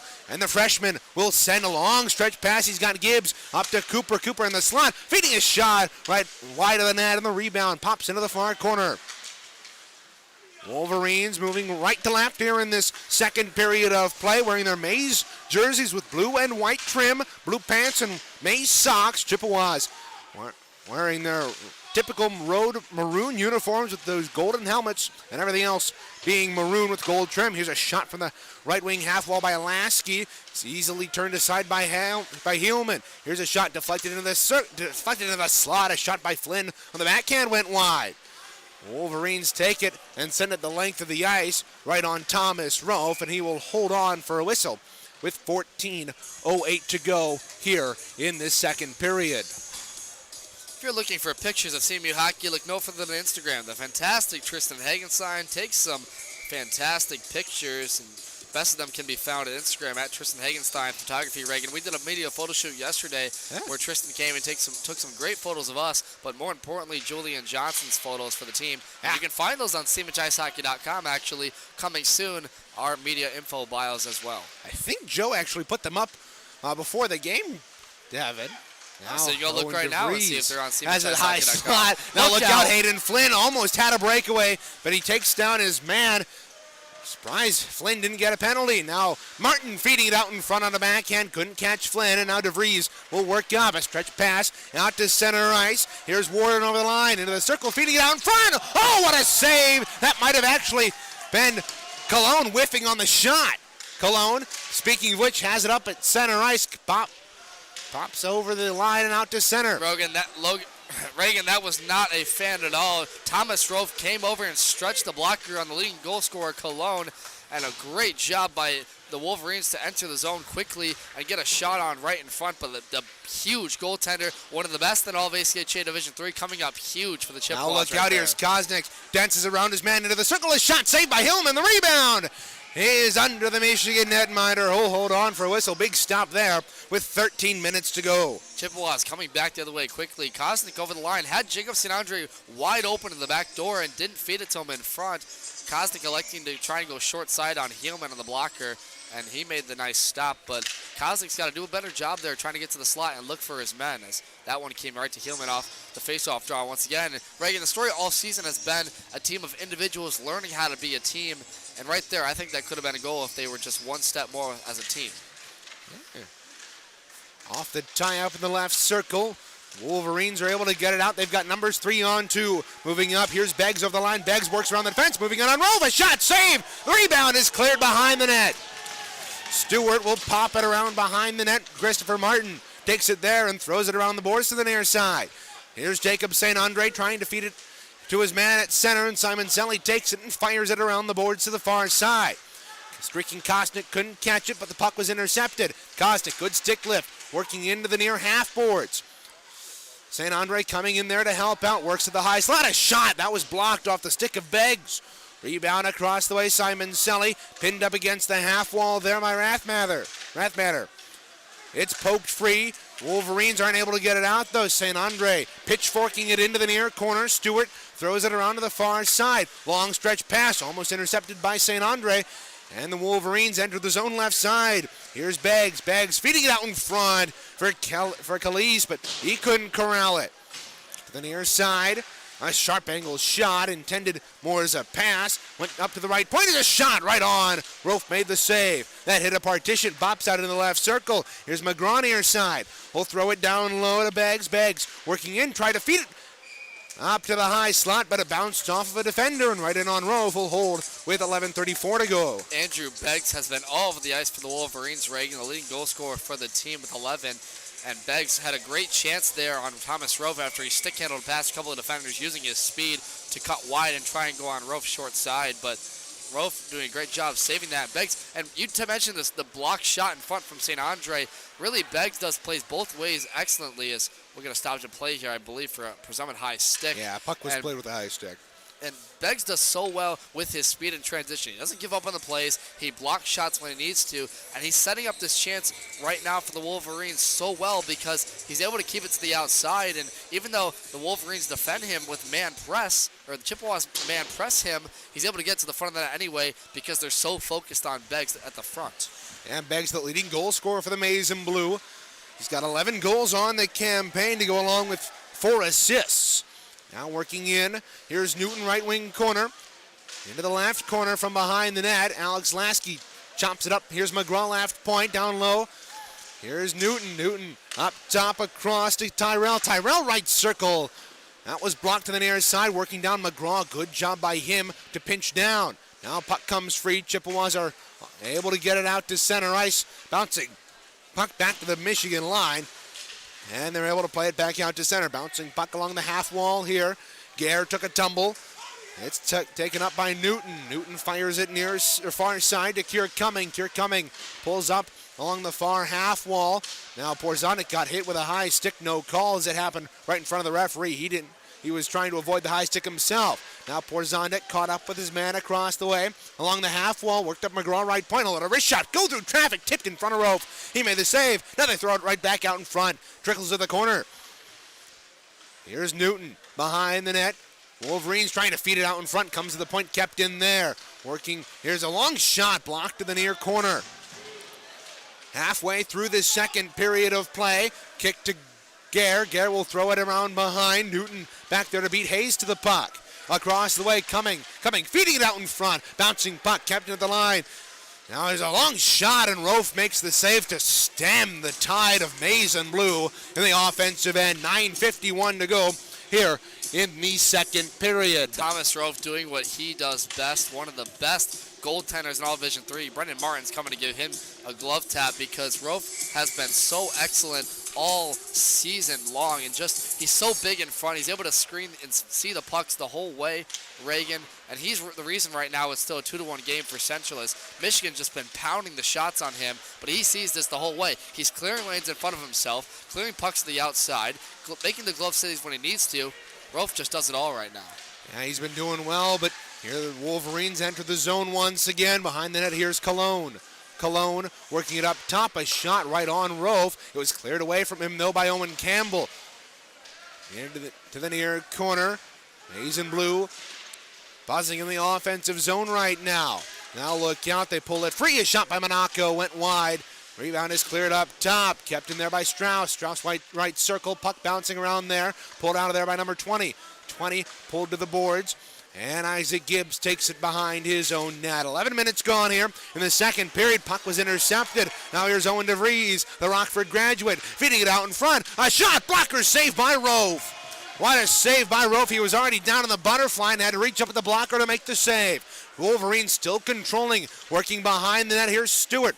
Stewart holds it, left point, throws it down low, intercepted by Campbell, and it trampolines off his stick back out to center ice. Poor defense right now from the Chippewas. Owen Campbell just gave up another chance right there, which allowed the Wolverines to get more shots on Rofe. They steal it away, right circle. Chips have to clean penalty this up coming here, up. Reagan. Here's Cologne. Cologne leaves it for DeVries to the. And now they're going to go to the power play. Bench goes Heelman, but it's going to be a penalty. Another hooking call on the Chippewas here with 8:19, and Chippewa's groups have been out there for a while. This is the period of the long change. And so with them being hemmed in the defensive zone, they can't get anybody off, even on a short notice here. Draw will be to the right of Thomas Rofe. Chippewas are 2 for 2 on the penalty kill tonight, killing off 2 penalties in that first period. Man, I'm not surprised by the penalty right here, as right now the Wolverines have just been pressuring so much. All Isaac Gibbs, who went to the box right there, has to do is put some kind of stick in front of a forward right now. It's all Wolverines right now in the forecheck. With the ref, now DeVries across the way. He's pinned up against the boards, pulled out of there by number 20, right circle. Up top to Stewart, near side, Cologne, left circle. Hold there. Saucer pass to Stewart, right point, down low to DeVries, right circle, half wall. Hold, work it back up to Stewart. Fan on the pass. Gazdecki couldn't corral it. DeVries, top of the right circle. Up top to Stewart, back down to DeVries. Hold, work to the top of the right circle. Back up top to Stewart. Stewart will walk in the slot. A shot right on. And Rofe made the save. Those Wolverines have absolute control here in the offensive end. That's a struggling play there from Gazdecki, trying to take it away from Stewart. Stewart's frustrated not getting a great shot on net on Rofe. Gazdecki had a chance to clear that one away, didn't find it under his skates, and it allowed the Wolverines to get that one on net. Chips just need to stay with their men right now. They're doing a lot of puck watching, trying to see where the Wolverines are going to go, anticipate it, which is what you should do. But I think if they press more here, it would take away a lot of the Wolverines' lanes right now. Now puck free in the bottom of the right circle. And they just did it right there. Great job in the slot area by Charlie Hayes to get in that passing lane and press his man. That's what the Chippewas need to keep up here. 57 seconds left in the Wolverine power play. North, a stretch pass up to Gary. He's got the only Michigan goal tonight. Whole work around the blue line, and now he enters the zone into the right side along the half wall, trying to find North at the point, but his pass was intercepted and cleared out by Jordan Cooper. He's dog-tired, heading to the bench. He'll hop off, and so will Keegan Moore on hop Gazdecki and Rychek. Now Rychek going after his man, takes his man down. Not sure how that wasn't a tripping against Ben Rychek, but he'll get away with it there, and it'll keep the Wolverines on a power play. Now here's Warren over the line into the left circle, working behind the net around the perimeter. Oh, you're going to call a penalty on that? That is ridiculous. Rychek, his man just slipped, and he's going to get called for a penalty. Come on. Look out. Rychek's going to go back to the box there. That one was on number 23, and the fans aren't happy about it either. Griffin Warden got taken down. Rychek thought he was going to get an initial tripping call in the Wolverine now, and he came back all the way the way, playing great defense, really staying with the play and taking the man away, but just kind of a small, I would say a fall from Warden there. Certainly a fall. And one of the referees called premature, I believe. It's going to send the Wolverines to a 5-on-3 for about 15 seconds here, but this is a huge penalty kill right now, and man, if you're Michigan right now, you've got all the momentum in the game right now. And the thing is, the referee that made the call had his back to the play because it was on the boards behind him, and somehow he sees a man fall and assumes it's a trip without actually seeing it. Chippewas win the defensive zone draw, though, and Simon Selly will clear it. That'll do it for the rest of the 5-on-3. Chippewas will now go 3 for 3 on the penalty kill, but they've still got a large chunk of time to kill on what is remaining of the Ben Rychek tripping. Now over the line, they got 5-on-4 for the next 138. Back behind the net, near side, Cologne in the corner. Cologne working along the left wing half wall. Will work into the circle, feed it down low. They feed it out in front. They score! And that's what a bad call will do. It'll give the Wolverines a tie game here at 6:02 with that goal. It was number 20. Again, we don't have his name on our score sheet, but he gets a goal from the slot, a one-time pass. A nice goal for the Wolverines, but it probably doesn't happen if the referee doesn't make that bad call. And we got a tie game here, 14 minutes into the second. Well, Reagan, nonetheless, even call or not, the Wolverines were pressuring all of that first power play. And even before that on the 5-on-3, I had 5, and they did that. They did just that there. Getting the puck to the trapezoid, Daniel Cologne took it over and sent it in front for the Alluvius number 20. And you talk about getting pucks in front of the net, and no one's there to clear it away for number 20. Nobody's pressing their man, and another missed call perhaps there, as Porzonik might have got hooked right there by number 14. And you know, you talk about momentum shift, really. It's all in Michigan's favor right now, but they did a good job getting to the front of the net there. Now look out, number 20 feeds it out in front, bouncing puck in front of Rofe. It comes to the near side. Shane Nadeau throws it around the boards, taken there by Porzonic, feeding it out in front. A stretch pass for Nadeau. It was knocked away from him. Now Brennan Martin, long stretch pass intended for Porzonic. It'll trickle back into the Michigan end. Sam Tyrell there to play it for maize and blue.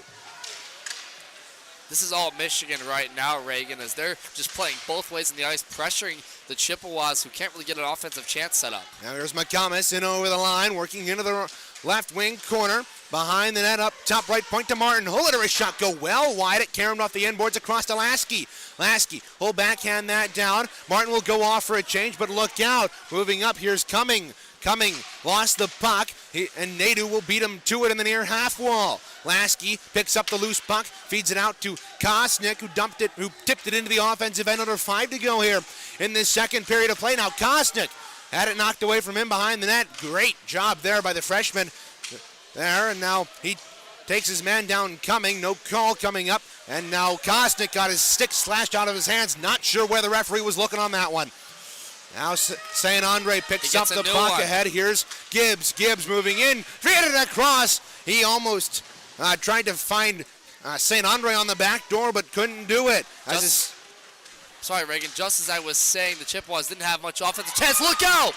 Oh, that was dangerous there for the Wolverines. Had their goaltender almost didn't have that one, and it laid at the front of his pad. No Chippewas were on the door to jam that home, though. Reagan, just as I said, it was all Michigan setting up the offensive chance, and the Chippewas none of it. They did a great job right there entering the zone and getting shots on the net. Now here's Simon Selly. And they're keeping it up right now. They're keeping the pressure on. Simon Selly just turned it over right there, but I love that's the first time we've seen in 7 minutes that they've set up any sort of offensive chance, really. They've been playing defense for most of the period as Rolf has to glove this one down.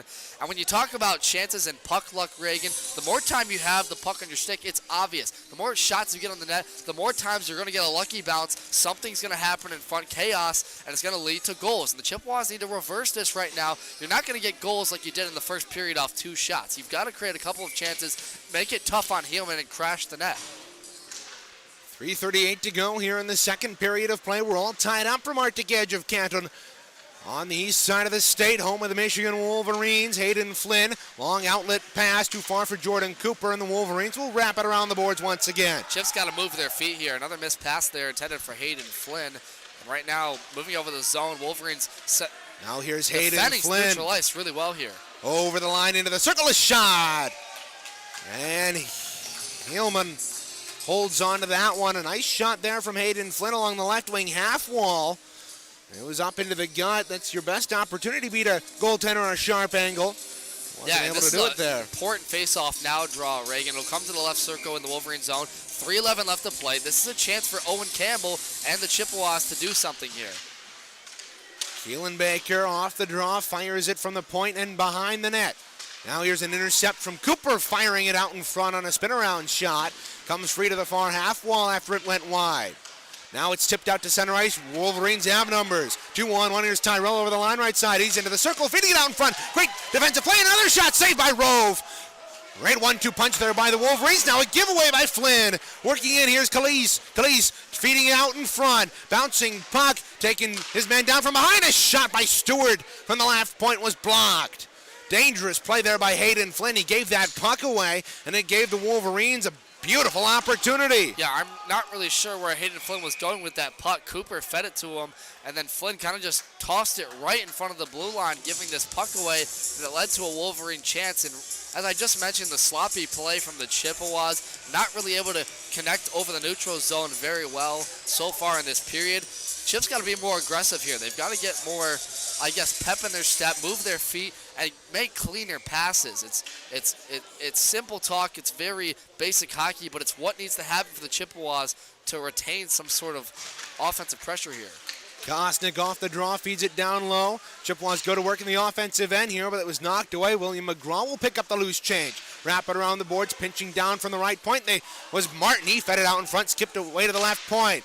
Now Ritter letting a shot go. It hits one of the rafters above the Michigan net with 2:10 to go here in the second. We'll have a draw in the Michigan end. Man, Brendan Martin does such a great job just finding these pucks to the slot area where sometimes nobody's been home. Joey Simoncelli and St. Andre trying to get to those areas, but Michigan just pressing them well on the man.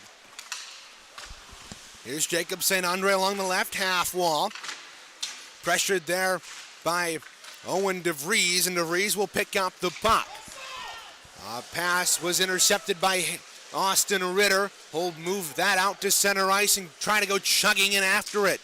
He couldn't get to the puck in time, but he'll pick up a loose puck along the half boards. He lost his grip on the top of the stick, and as he tried to shoot it in, kind of fanned on it.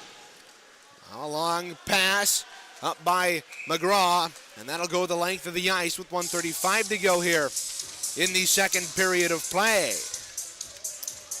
Broadcast of today's game is a copyrighted presentation of the American Collegiate Hockey Association and CMU Club Hockey Network. No reproduction, retransmission, or other distribution of the descriptions or accounts of this game may take place without the express written consent of the ACHA and CCHN. And another reminder, stay with us for the second intermission report at 1:34 game time. I'll take you through the out-of-town scoreboard. We'll take a look at the major teams around the state of Michigan. Here's Lasky high slot, fan on the shot, loose puck, laid there, and it's cleared out to center ice. Charlie Hayes will play it off the boards and into the offensive end. Out of his net to play that has been Hillman. It's thrown around the boards to the near side. Warren had it hop off the half wall in front of him, and he'll play it to the Chippewa line. Lasky out to neutral ice, ahead to Simon Selly, right wing. Backhand pass into the skates of DeVries. And now ahead to Kosnick after it was stolen. Kosnick to Simon Selly, right circle, a shot off of the mask of Hillman. Rims around the boards to the far side. Lasky kept it in left point. Cologne had it knocked away. You're saying under the circle, a shot just wide of the right side of the net behind Hillman. Now Warden will clear it out to center. Won't go far enough. Ricing, 37 to go. I'll tell you what, Hillman got lucky right there off St. Andre. He had him beat the whole way, and it just trickled wide right of the net right there. And St. Andre, one of the best perennial goal scorers for the That's Chippewas a cross-check, and it's going to be called on the Wolverines. Also, probably, that was a weak cross-check, and Simon Selly may have been trying to draw the penalty, shall we say, and he succeeded in doing so. And it'll be Baldwin to the box for the first Central Michigan power play of the evening. 22.5 to go here in the second period of play. This is a great opportunity for the Chippewas power play, who, since not scoring in 4 straight, have now scored in 3 straight, dating back to that Trine game on the road.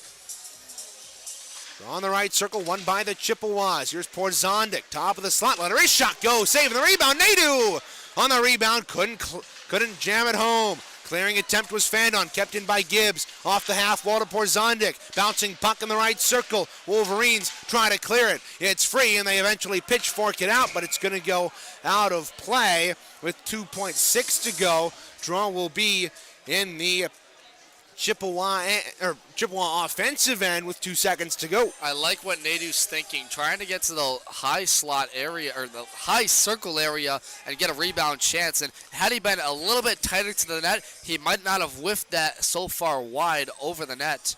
Jay Nadeau looking to get back on the board here. Off the draw, Chippewas aren't able to do anything as the buzzer sounds to signal the end of this second 40 minutes. Chippewas and Wolverines tied at 2 after 40.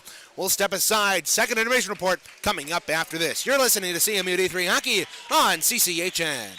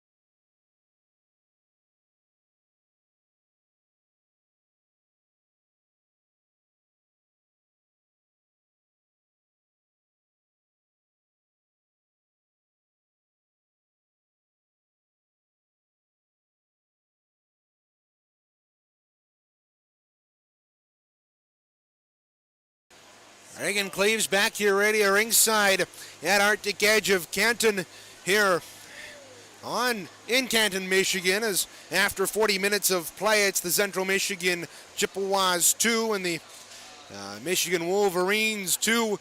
Michigan, the benefactors of some, or the beneficiaries of some a controversial penalty call on Ben Rychek in the right corner. The referee had his back to the play, saw a Wolverine go down. As he did, he assumed Ben Rychek tripped him. In fact, at least from the vantage point up here at center ice, he tripped on the ice and mainly just fell, and the referee called it a penalty. And the Wolverines went to work on the power play, scoring just a couple of seconds in. And on a beautiful one-touch pass from Cologne in the bottom of the left circle, below the goal line, and he found his man number 20 in the mid slot, and it was a beautiful shot over the glove hand of Thomas Rofe. And I say number 20 because he is absolutely nowhere on any of our rosters here for Central Michigan or for the Michigan Wolverines, and so a mysterious player has tied up the hockey game here at 2 apiece after 20 minutes. Chippewas are 3 for 4 on the man advantage. They are currently on the penalty kill. They are currently in the midst of their first power play of the evening with 1:38 to go on a cross-checking penalty to Frederick Baldwin. Chippewas need to do something on this power play. They've been struggling all afternoon to get pucks into the offensive zone, and they need to do that here for the remaining 1:38. Well, that'll do it for our game recap of this first intermission report, but we'll take a look now at the out-of-town scoreboard. The Grand Rapids Griffins are inactive tonight, but will be in Iowa on Thursday, February 10th to take on the Iowa Wild, starting a 2-game set for Thursday and Friday. Both those games start at 8 p.m. Eastern Time. You can listen to those games on Wood Radio 1300 106.9 FM if you are in the Grand Rapids area. If not, you can look up Wood Radio on iHeartRadio to listen to Bob Kaiser's call of that one from Des Moines, Iowa, as it's the Griffins who are 6th in the division, only ahead of the Texas Stars, and they're having a bit of a struggling season. They snapped a 7-game losing streak against the Ontario Reign last Saturday, and hopefully they can get things back on the right track with their road trip to Iowa. As for the Saginaw Spirit, they are inactive tonight, but they will be playing tomorrow when they take on the London Knights at home at Dow Events Center in Saginaw, Michigan. That game coming at 7:05, and you can tune into that game. Joey Bottano will have the call for you live from Saginaw on that one. You can listen to that on 100.5, 790 WSGW, and I believe they are on iHeartRadio as well. You would have to double check me on that. Detroit Red Wings coming back from the All-Star break tomorrow when they take on the Flyers on the road at 7 p.m. You can watch that on Bally Sports Detroit or listen to it on 97.1 The Ticket. The Red Wings just a win under 500 at 20-21-6, while the Philadelphia Flyers sit well under the 500 mark at 15-22-6. So the Wings still about 6 points behind the Boston Bruins in the wild card race in the Eastern Conference. So Red Wings have to be very stellar, and the Bruins have to be bad over this last half of the year if the Wings want to be able to make it. Still a lot of games left, though, so no conclusions to be made this early with this much time to go in the year. Taking a look at the rest of the NHL, the Ottawa Senators lead the Carolina Hurricanes 4-1 with 6:06 left in period number 3. The Bruins trail 2-3 at the Penguins, but they're on the power play with 10:35 to go in regulation. Canadians trail the Devils 7-1, bottom of the league going at it tonight. 6:45 left in regulation, and that one. Blue Jackets lead the Capitals 4-3 with 9:55 to go. Jets up 1-0 on the Wild with 9:10 to go in the second. And then just halfway through their first period, Golden Knights lead the Oilers 1-0 out on the West Coast. And then the Coyotes and Canucks start in about 38 minutes. That'll do it for our second intermission report. Zamboni just about done on the ice sheet here at Arctic Edge of Canton. Down below us, we'll step aside. When we come back, it'll be the final 20 minutes of regulation live from Canton, Michigan. This is CMU D3 Hockey on CCHN.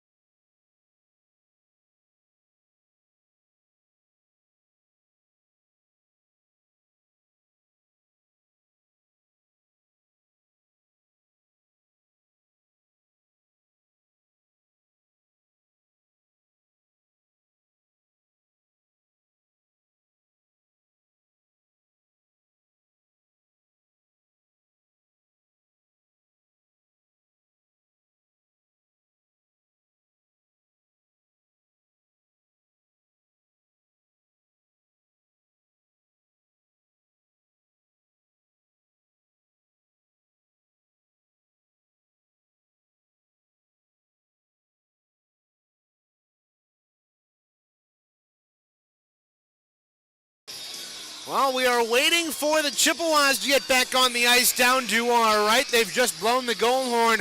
Coaches are on the bench for the Maroon and Gold, but it's just so far it's only the maize and blue that occupy the ice surface along with the officials in the officials circle. Chippewas still have 1:38 left on a penalty to Frederick Baldwin here, and we're still waiting on the Chippewas to come out of the locker room here to start the third period.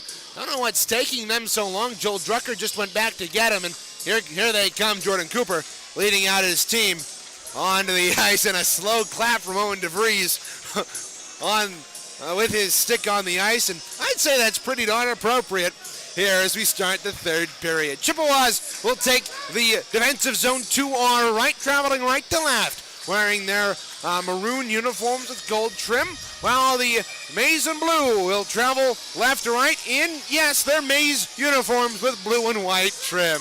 We've got 20 minutes on the clock here at Arctic Edge of Canton. Joey Simon Selly will dig in to take the draw for the Chippewas. They have closed up the penalty box across the way. All the doors on the benches are closed. Rychek wasn't even off the ice as they drop the puck.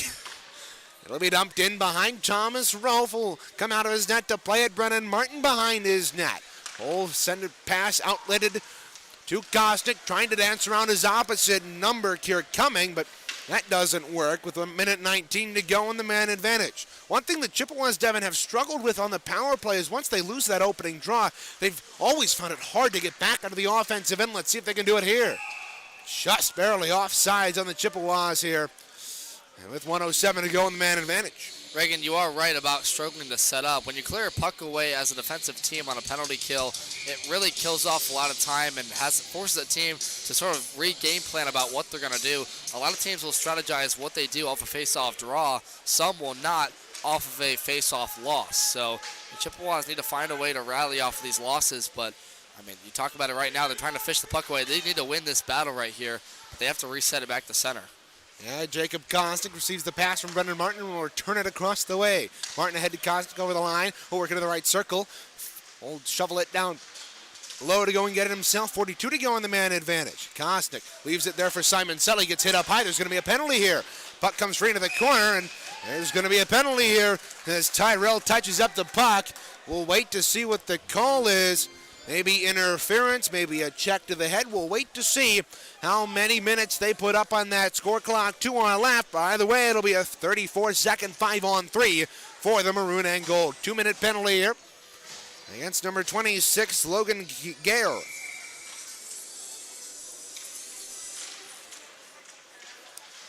Man, what a huge penalty for the Wolverines. We saw they had a 5-on-3 earlier from Rychuk's goal, or penalty that led to a 5-on-4 on the eventual power play goal. Chippewas with the 5-on-3, they need to have one chance here on this group. They've been working all week in practice to make this work. Let's see if they can do it here with Isaac Gibbs and Porzondik. They've got about time for one more chance on the 5-on-3. 11 seconds left. Here's Gibbs working in, shot save, and the rebound pops behind the net. Jay Nadeau got tied up with his man. Stewart couldn't clear it. Here's Gibbs, left circle, across to Porzondik, the right circle, a shot right into the gut of Hillman, and a big save there from the netminder. 1:26 to go in the penalty to Logan Gare.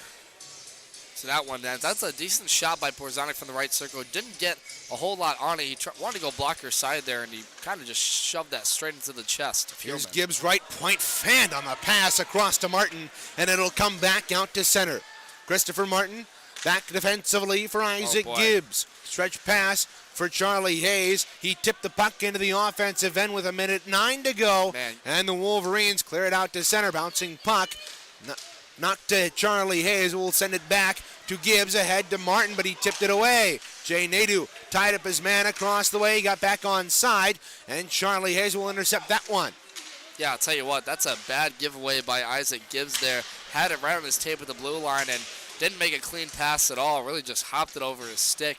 But that's the stuff that, I mean, Isaac Gibbs knows that he'll be kicking himself over. Is costing the Chippewas right now.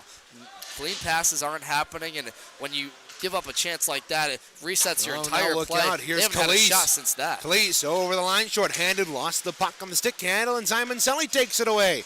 Cross ice pass near side to Gibbs. Over the line, offsides, and Baker comes back. And the Wolverines, with 19 seconds left to kill, will clear it the length of the ice. And Chippewas, really, once they got out of that zone with that fanned pass to Martin, haven't been able to regroup. Now Khalees intercepts the puck. He's got a 2-on-1. Passes it out in front. Working in. Save. Roof. Rebound. It is paraphernalia. And he'll hold on for the whistle with 2 seconds to go on the man advantage. Another missed pass. That one intended for St. Andre led to a chance there for Michigan. Luckily, Thomas Rofe is in front there to bail them all out. But you talk about stuff that they cannot allow to happen, and we talked about it all the second period. Enough is enough. They need to clean up the passing here and really settle this down on themselves, because right now Michigan is taking it to them with these advantages, and it's only a matter of time until they score if they keep allowing stuff like that. Chippewas fail to convert on their first power play of the evening here as we tick down. 3:15 gone here in this third period of play. That's tipped down the length of the ice, and it will be icing against the maize and blue, and we'll have a draw back in the Wolverine end to our left. Now that doesn't seem like a huge icing there, Reagan, if you're listening in across the radio dial, but Owen DeVries was skidding in there, had a chance to beat Hayes, and he put in the effort to skate back. And now it's such a trivial small thing, but effort. Charlie Hayes made the effort there to get the icing, and it could allow for a Chippewa forecheck here. And DeVries spent all that energy, and he has to stay out on the ensuing play here. McGraw, his pass intercepted by Kosnick, shovels it down low to Simon Selly. Simon Selly crunched into the boards with a bit of an arm extension. Now look out, Simon Selly on the slot. Had the puck knocked away from him, and McGraw had his stick knocked into the net.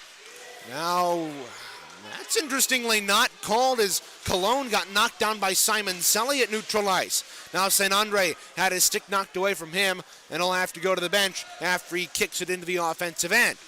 Great forecheck here by Jacob Kosnick. As pass up to Cologne on right wing, had the puck knocked away from him. Now Jay Nadeau intercepts. Nadeau chasing after the puck, pokes it into the offensive end, got tied up, and a loose puck in the left corner. Porzondik out to Nadeau. Nadeau feeding it out in front. Loose puck in the slot, and the Wolverines are able to take it out. Here's Rathmanner. Rathmanner, long stretch pass to Cologne, missed him, and that will go for icing here with 15:33 to go. Chippewas finally got that puck to the net crashing. They just couldn't get it for a third try on Hellman. And you want to talk about pressuring the offensive zone. Jay Nadeau doing a great job using the body to screen off a defender there and win that puck battle. And that's the stuff the Chippewas have to keep doing right here. They got one to the front of the net there. And I talked about it's only a matter of time for the Wolverines. It's only a matter of time for the Chippewas so they can crash the net as hard as they did right there. Justin McCummins will dig in against Owen DeVries. Up to Martin. He'll tee it up and fire a shot. Tipped up high, and it went wide. Porzondik. That hit a partition along the kick plate, and it pops up in the air near side. DeVries steps around and check, has the puck lost in his skates. Nadeau pinching down, lost it, and now here's Cologne up the right wing to Warden. Warden over the line. Here's Cologne into the right corner.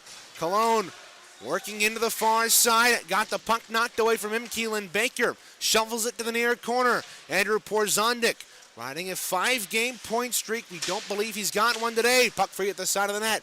Pops up into the corner. Wow, It's look at cleared all up this the point. open Now ice here's right Stewart, now. a shot. He ripped that high. That almost hit Christopher Martin, and it's sent back out to center ice. Icing will be the call with 14:46 to go. That's a dangerous shot, Reagan, because the Chippewas were all playing up high, trying to win that puck against the boards, and it allowed for a ton of open ice space for the Wolverines. And when you allow a quick feed in front like that, it just allows a wide open shot to Rofe.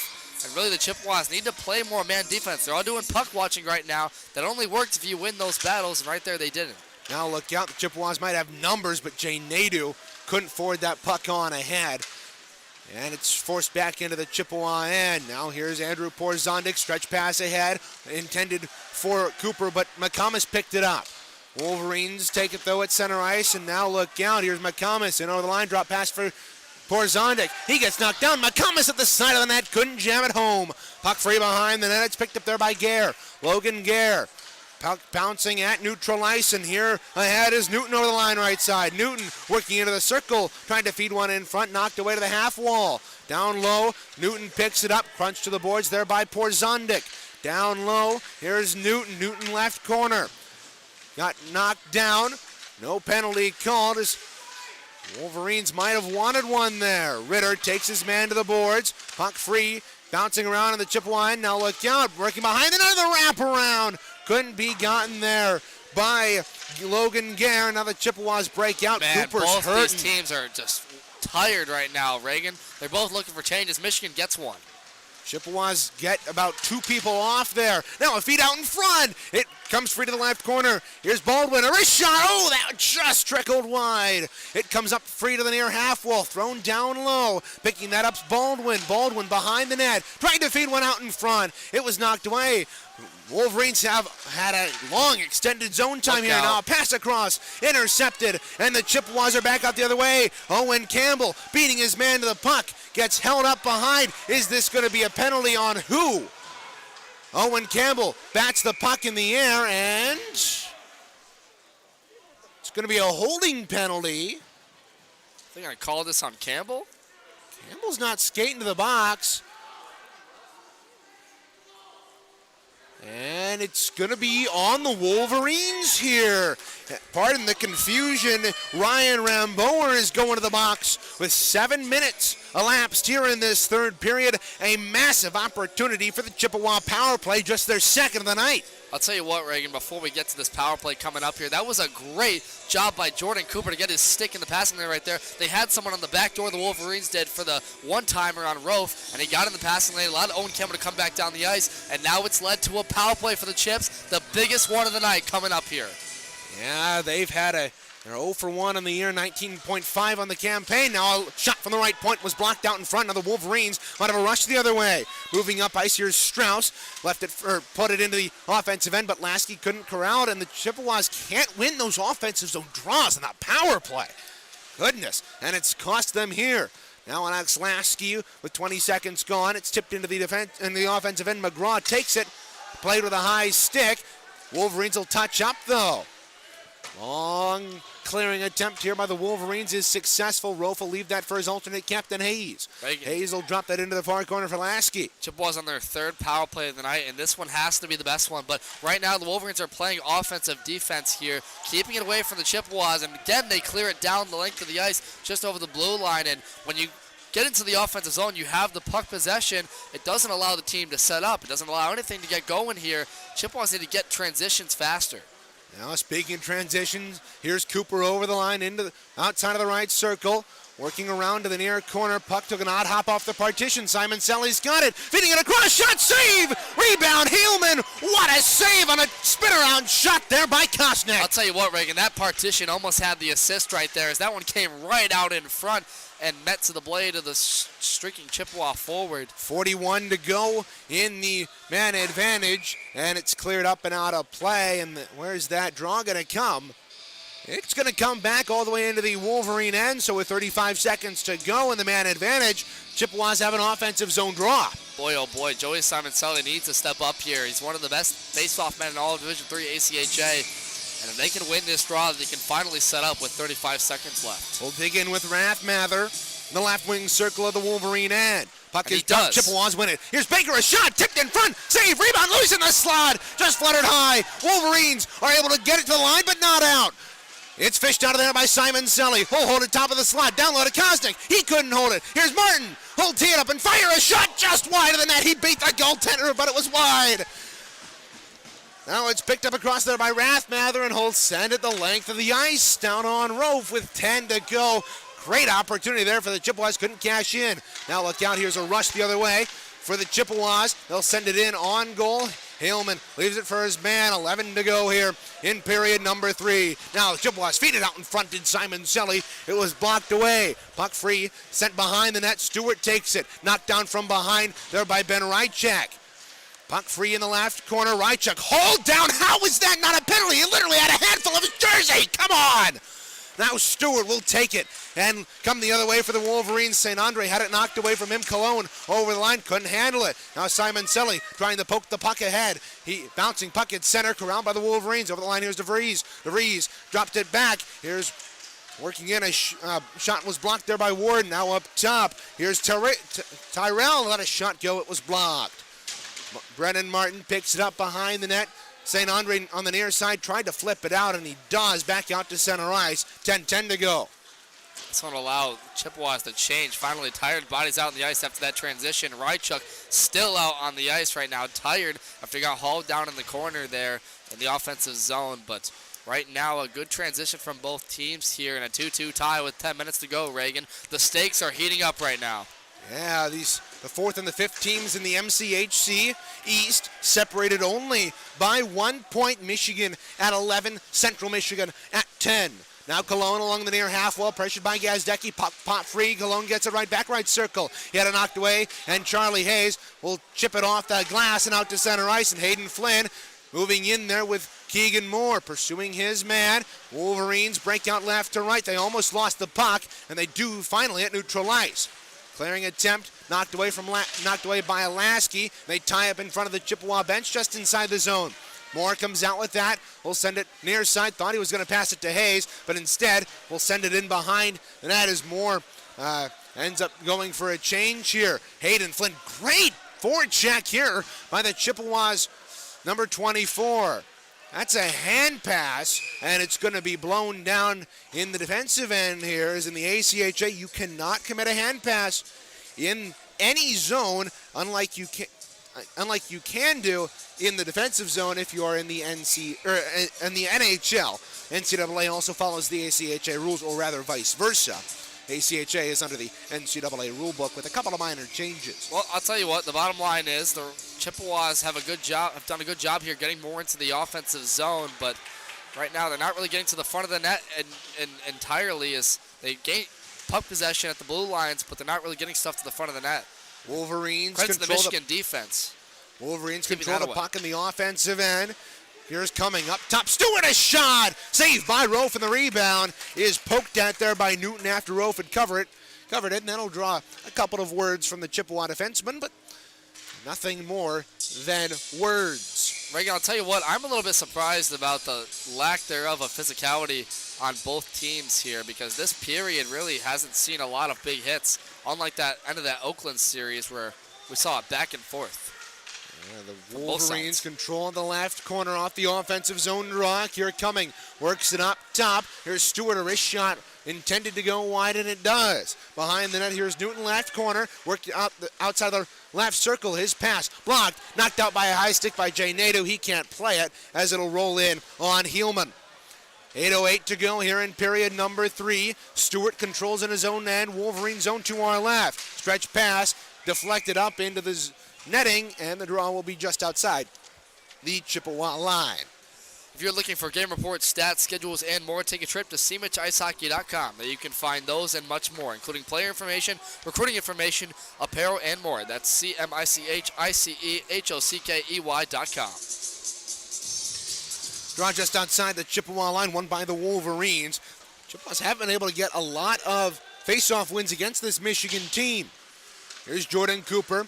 Up on right wing, intended a pass, and will feed it Gibbs near side. Over the line, chips it into the corner. He'll go to work there along the half wall. Mason Blue get it, though, and that's not a penalty. Chippewas got away with one that Brennan Martin time. got away with a trip right there. Look Look out! out! Campbell scores! Owen Campbell gets the goal on a nifty feed from Isaac Gibbs below the goal line.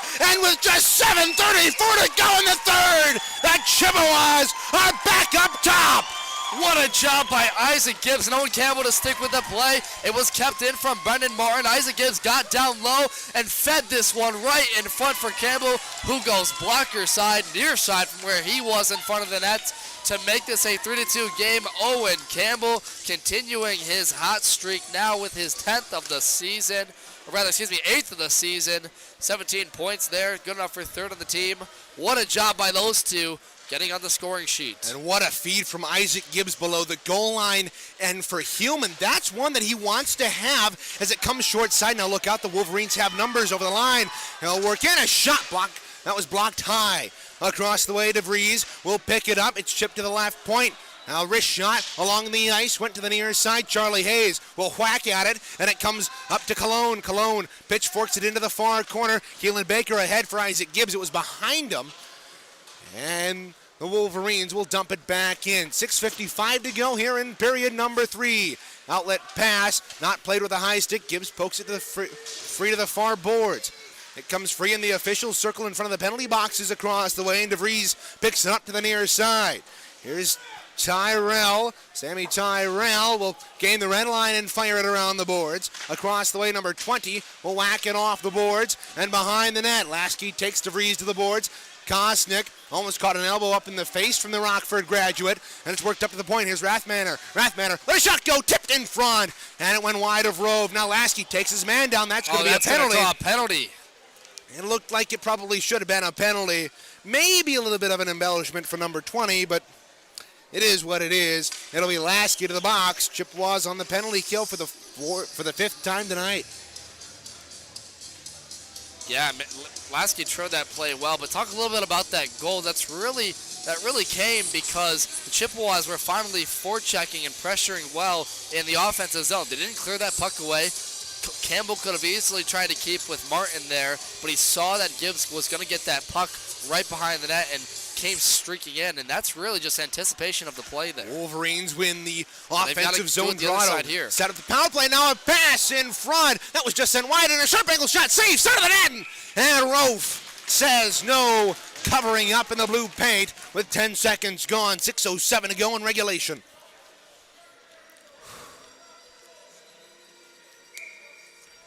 This face-off draw will be taken here by Gazdecki. Huge one right now on the penalty kill. Gazdecki can't win it. Here's Rathmather. He'll walk in, firing a shot wide of the net, saving the rebound. Oh, coming across. It was Trevor Calise who couldn't get enough on the puck. If he did, that's a wide open net and a sure goal behind Thomas Rofe, who was caught on the left side of the net.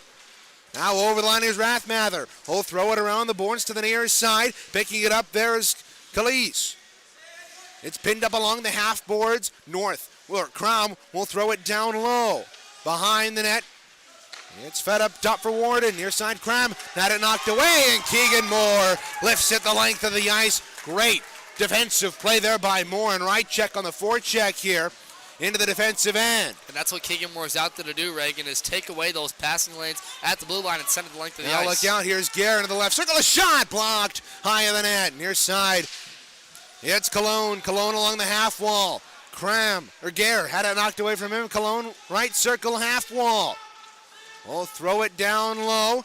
Back up to Cologne, right circle. He'll work into the corner. Feeds it up to Gare. Gare, top of the right circle. Pass across. Deflected to the far side. Cologne in there with Brennan Martin. Brennan Martin fires it around to the near side. Big hit to the boards there by Ben Rychek. He loses an edge. Now look out. Sharp angle shot blocked by Hayes. Rebound. Loose in the right circle. And the Chippewas clear it out. 20 seconds to go on the penalty kill. Charlie Hayes and Rychuk tagging up there to block shots and win the battles right there to clear that one away. Great job on the penalty kill from those two. Now the Wolverines dump it into the zone to the near side. Cologne and Martin collide. Cologne picks up the puck. 4 seconds to go on the power play. Cologne in the left circle, feeding it out in front. Nobody home. DeVries picks it up off the half wall, though. Worked over by Martin. Puck comes free. Now look out. Number 20 working to the side of the net. Fed it out in front. McComas picks up the loose puck. Can't clear it, though. 20 picks it up left circle. He'll work behind the net. Pinned to the boards there by Keelan Baker. Much better pressure here from the Chippewas, Reagan. Top. Here's Stewart down low to 20 left circle. A shot. Glove save by Rofe with 3:53 to go. Horizontal stuck with his man the whole way. Didn't allow him to get a great shot on net. And McComas cleared away the open ice in the slot in front of Rofe. And that's, I'll tell you what, much better pressure from the Chippewas. That's what they needed to do all of the second period. And they're finally doing it here late in the third, trying to hold on to this 3-2 lead. Great job by the Chippewas. However, they can't win the defensive zone draw. Tyrell had that Shot blocked, and it's lifted out to center ice. Here's Jordan Cooper. Steps around it, check, gets it into the offensive zone, but it's picked up there by Tyrell. Tyrell, long stretch pass out to center ice for Strauss. Strauss dumps it into the offensive end. 3:35 to go here in the regulation. Wolverines have it behind the net to the near side. It's worked up top to McGraw. Right point, back down to number 18, Beggs. Beggs fed it out in front. Loose puck. Couldn't be kept in by McGraw. And it's wrapped in around behind Thomas. Rofe will leave it there for Hayes. Now a long stretch pass tipped into the zone by Cooper. Out of his net, Heelman leaves it to the far side. Gibbs spin around shot, blocked to the near corner. 3 minutes to go here in period number 3. Chippewas and the Wolverines now look down. Here's over the line. Beggs trying to move around the defense. He does. Lost the puck in the process. Now he feeds one off of Hayes' stick, and it loops around to the far side. Now St. Andre's clearing attempt hit the linesman, and the Chippewas are denied the rush. Now Hayes, stretch pass, intercepted at center by St. Rambo. Andre almost caught the Michigan defense changing right there, Reagan. Just didn't get the stretch pass far enough. Charlie Hayes whacks at the puck on the near half wall, can't pull it free. Comes behind the net, Wolverines pick it up, they try to wrap it around, doesn't go. Now look outside of the net, a shot there by Logan Gare, bidding for his second of the night, tried to put it short side corner on Rofe, couldn't do it though. Yeah, that's a great job by the Wolverines, really working behind the net to try to get it to Gare. And this play really is going to work through Gare or Cologne, those two goal scorers. Not to mention Beggs has been all over the ice tonight for the Wolverines. And with 2:27 left to go, this one, as I've mentioned multiple times, important face-offs. Well, Joey Simoncelli has a chance to get one here, and he does. Great win there by Simon Selly. He gets it to the line, but not out. St. Andre couldn't finish the clearing attempt. Wolverines still have it in the offensive zone. Up to Stewart, left point, a shot blocked. Kostic on the right circle, couldn't corral it. Now a long stretch pass, tipped by St. Andre. Wow, And that's he'll like go the and chase 15th it. stretch pass attempt, Reagan, that they've missed. That was actually defended well by the Wolverines at neutral ice. Now they're trying to pull it free along the left wing halfway. They do get it out to center. They have numbers, but Brennan Martin's the one to clear it and get it out to St. Andre. St. Andre over the line. Drop pass for Kostic. Kostic right circle. Backhand shot. Blocked wide. Rebound around to the near side. Simon Selly can't get to it in time. The Wolverines lift it out to center. Picking it up there is Warden with 1:38 to go. We got to watch Heelman here. He doesn't come out as the Chippewas have it in their own end, and the Wolverines go for changes. Here's Christopher Martin. Stretch pass out to center. It was intercepted by the Wolverines. Here goes Heelman to the box. Heelman off to the ice at 6-on-5 here for the Wolverines for the next 1 minute, or with 1:20 to go. Here's Tyrell throwing it off the boards. They've got bodies all to the right of the ice. Now Baker wraps it around to the near side. Cooper trying to chip it out, and he does with 65 seconds to go. Here's Owen DeVries. Stretch pass over the line, number 20. He's taken down from behind. Campbell looking for the empty net. Misses just wide to the left. And there will be an icing as coming back was Crom, and it'll be an icing with 51 ticks left on the clock. The 6-on-5 here coming for the Wolverines. They're going to get their men's out here. Beggs Cologne is actually going to take a timeout here on the bench from head coach Andrew Halliburton to reassess their forecheck group here. But what a job by the Chippewas right on that last 30 seconds. It was Jordan Cooper sending it out to center ice, and Owen Campbell nearly missed the net for the empty netter. But right now it's all about pressure here for both teams. The Chippewas need to press their men and stay with them the whole way, as right now with the 6-on-5, you're going to be looking for a backdoor chance somewhere to get Rofe out of position, moving, so you can get a puck right behind him. And you talk about all night long a Michigan forecheck that has just laid the shots on Rofe all night. Well, they're going to need him to be really good as well. But how about the Chippewas overall with their defense, blocking shots up front, clearing the passing lanes, doing everything they need to do to keep the Wolverines from getting quality shots on the net? Yeah, the Wolverines have been doing a fantastic job of the offensive end all night, but the Chippewas have done their fair share here in the third period. They're only trailing shots on goal by 2 at 9-7, thanks to Joel Drucker, our statistician up here in the booth with us.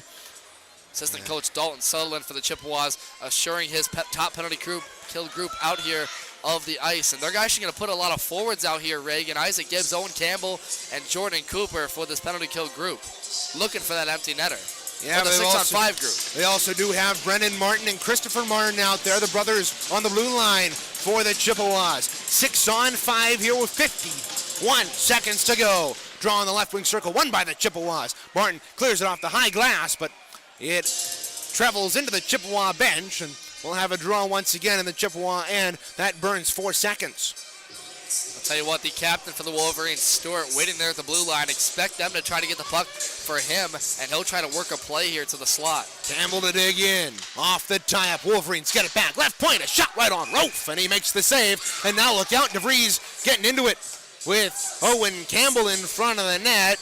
DeVries looked like he wanted to take a swing at Owen Campbell, and now the Wolverines here need to keep their composure, Reagan. That time right there, it looks like DeVries took a shot on Martin. And again, it's 6 on 5. Heelman has vacated his net to our left. Now a shot from a sharp angle. Puck loose in the slot. Worked up top. A spin around shot right on. And Rofe easily makes the save. And Brennan Martin and Owen DeVries getting into it afterwards. Nobody's going to get whistled off, but they're going to get whistled at by the referees.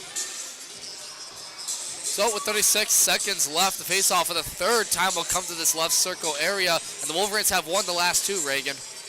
Yeah, the draw will be to the right of Thomas Rofe. Left wing circle, Chippewa end to our right. Simon Zelli digging in, wins it. Martin clears it, and it goes in to, guess what? The Chippewa bench for the second time on a Brendan Martin clearing attempt. Yeah, that's a good win by Simon Zelli there, but Martin just not patient enough with the puck as he's getting pressured to bounce this one off the glass, or rather just send it through the center ice. Your best luck is you're going to have an icing again if you then send it through center to win that faceoff. As here it goes. Wolverines win the draw up top. Here's Crom, gets it down low to 20. 20 trying to feed it out. Brendan Martin clears the line but not out. Kept in left point by Crom. He'll feed it out in front. Loose puck bouncing around in the slot. Stewart whacked at it. Rebound, side of the net. They feed it in front. They score! With 16 seconds left, it was free at the side of the net. Stewart fed it out in front. And we are tied with 16.6 to go. That's a great pressure by the Wolverines. Won the faceoff draw, got it back to the point. Jordan Cooper made a dive twice to get the puck out. Didn't reach it and allowed all the Wolverine forwards to get to the front of the net after it was sent in deep. And Cologne or whoever there was right in front of the net to just put it back with bodies and chaos in front of Rofe. The Wolverines tying this game up with 17 seconds to go. Not much Rofe can do on that one, as DeVries is going to dig in for the draw with Owen Campbell at neutral ice. It's one back to Hayes. Gibbs trying to chip it up the boards. Here's Cologne in with 10 seconds. 2 on 2 into the right circle. Toe drag a shot up into the rafters off of the stick of Charlie Hayes back defensively. You know what, Reagan? We credited the Chippewas defense all night all third period late here for pressuring the Wolverines, but right there they kind of just got caught lacking in front of the net and really didn't get a puck possession of it, and just allowed a forward to whack it in. And I'll tell you what, that's really just a great play by the Wolverines crashing the net. Now the Wolverines get it back up top. Stewart feeding it out in front. Cologne missed it. Bouncing puck in the slot, and it's cleared as time runs out in the third period. And for the second straight game, Devin, Chippewas are headed to overtime. That they are, Reagan, and right now if you're on that Chippewa bench, you're not going to be happy with yourselves allowing a goal late here with just 15 left. And Alex Lasky just made a save right there, which could have allowed the Wolverines to get a backdoor goal with 3 seconds left. Lasky just got his blade in there. And now we're going to go to another 4-on-4 overtime, Reagan. And we've already mentioned it all season long, the 5 ties. The Chippewas don't want a loss or that run right now because they need wins on the board in order to catch up to Lawrence Tech. They need every point left on the board. They cannot afford to tie if they want that top spot in the MCHC East. We've got a little bit of a break here before overtime. We'll step aside. Well, actually, maybe not. They just blew the whistle, calling each team's out. So we'll stay here. Devin, you've got a point. Yeah, and I do, Reagan. The key to the game, as I talked about in the effort category, all over the ice with having to get bodies in front and really just getting on the board quickly. This whole entire overtime is going to be crashing that. Expect players to get to those backdoor areas. Expect a lot of physical play from both sides. And I'll tell you what, Michigan lost to Hope College in overtime earlier this season. And I'll tell you what, against their rivals, the Central Michigan Chippewas, they've probably learned a lot since that time. Certainly, let's hope they do. let's hope that the Chippewas are able to close out a game in overtime here. Tonight it'll be 4-on-4 overtime on a Tuesday night. Two things that are very rare, at least in normal hockey. Wolverines win the draw. They've got Cologne out there with DeVries. Pass from Cologne was behind DeVries, and Owen Campbell to the near side will throw it down low defensively back into his own end. Keelan Baker behind his own net over to Christopher Martin. Long stretch pass, too far for anybody, and that will go for icing. Chippewas don't want to keep those stretch passes to a minimum here in this overtime because they try those a lot, and really it can a lot of times backfires and goes for icing even though there is a slim chance on a breakaway. Owen Campbell digs in for the draw. DeVries lifted his stick though, and Isaac Gibbs comes in to pick up the loose change. Home move out with Owen Campbell over the line. Campbell lost the puck. It'll come free to the near side with the Wolverines controlling their defensive end. Working out here is Rathmanner over the line. Drop pass for DeVries left point. Feeding out in front. Bouncing puck will come to the near corner. 4:15 to go here in overtime. Owen Campbell holds it in his own zone. Chips it out to Andrew Porzondik. Steps around to check at neutral ice. And the puck comes free into the Michigan end. And it'll come up to the Chippewa bench. And they rule it was off of the Chippewas. So it will come back out to neutral ice just outside the Wolverine line. They'll get fresh bodies out here, Reagan. They're going to get Porzondik, Brendan Martin, Jay Nadeau, and Jordan Cooper out here. And this group has worked all weekend long on the 4-on-4. Let's see if it pays off here. Wolverines go with Crum, Gare, and number 20. And it's Rambo. We're also out there for the Maize and Blue. They win the draw. Here's number 20. He got the goal earlier in this contest. 3:50 to go. The initial game tying goal for the Wolverines, and we don't know who got the, now look out, Chippewas give it away in the defensive end. Up top to Ramboer. Down low to number 20 in the left corner. Great play there by Andrew Porzondik to start the Chippewa rush. Out to Jordan Cooper. Over the line, right side, bump to the boards. He'll pick it up though. Drop pass for Nadeau. Nadeau will let a wrist shot go. Save. Rebound. Up top to Martin. Martin will let a wrist shot go. Blocked in front. Now loose puck is knocked out to center ice. Now Logan Gare. He's got Brennan Martin to beat. Will work to the outside of the circle. Toe drag. He'll pull up right corner. Work along the half wall. Drop it down low for Andrew Baggs. Baggs corrals it. Works into the right circle.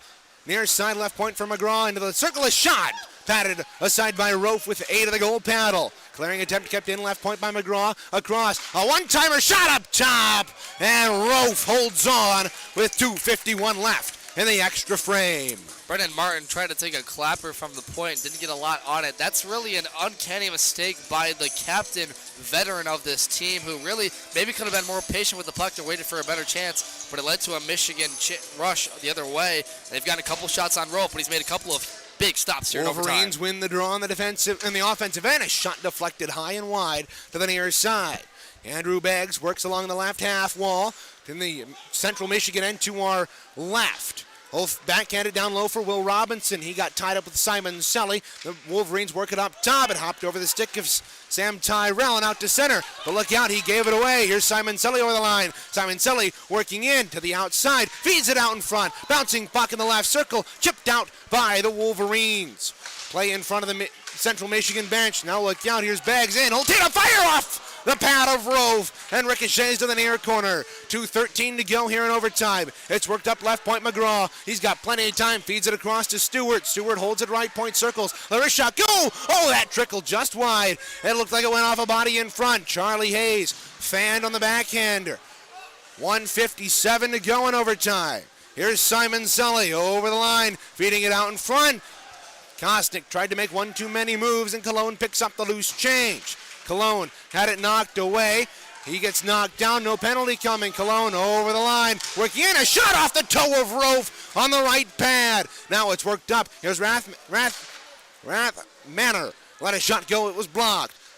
Now working in, Stewart. Had the puck knocked away from him as he worked the perimeter of the right circle. Now here's Christopher Martin up with speed, 1:25 to go. He's over the line, works in, shot off the mask of Hilmer, and the rebound. Porzondik, a shot along the ice was blocked.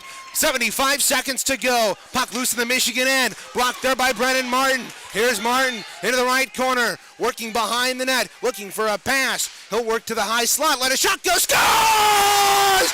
Brennan Martin, the captain, wins it in overtime, and the Chippewas have knocked off the Michigan Wolverines at Arctic Edge Canton. Brandon Martin kept this puck in after a clear tap from the Wolverine defender, skated all the way around the net, and went to the low slot area, fired it short side on the goaltender Heelman, and the Chippewas take this one in overtime. What a finish. And that reminds me of the goal Cologne scored back to put the Wolverines on the board. The Wolverines were caught puck watching, and the Chippewas get the 2 points they desperately needed here on the road, and they will bring home a winner back to Mount Pleasant here tonight on this Tuesday evening. We'll step aside and recap this amazing hockey game when we come back here on the postgame show on CCHN. 4-3 the final. The Chippewas win it with 1:03 left here in overtime.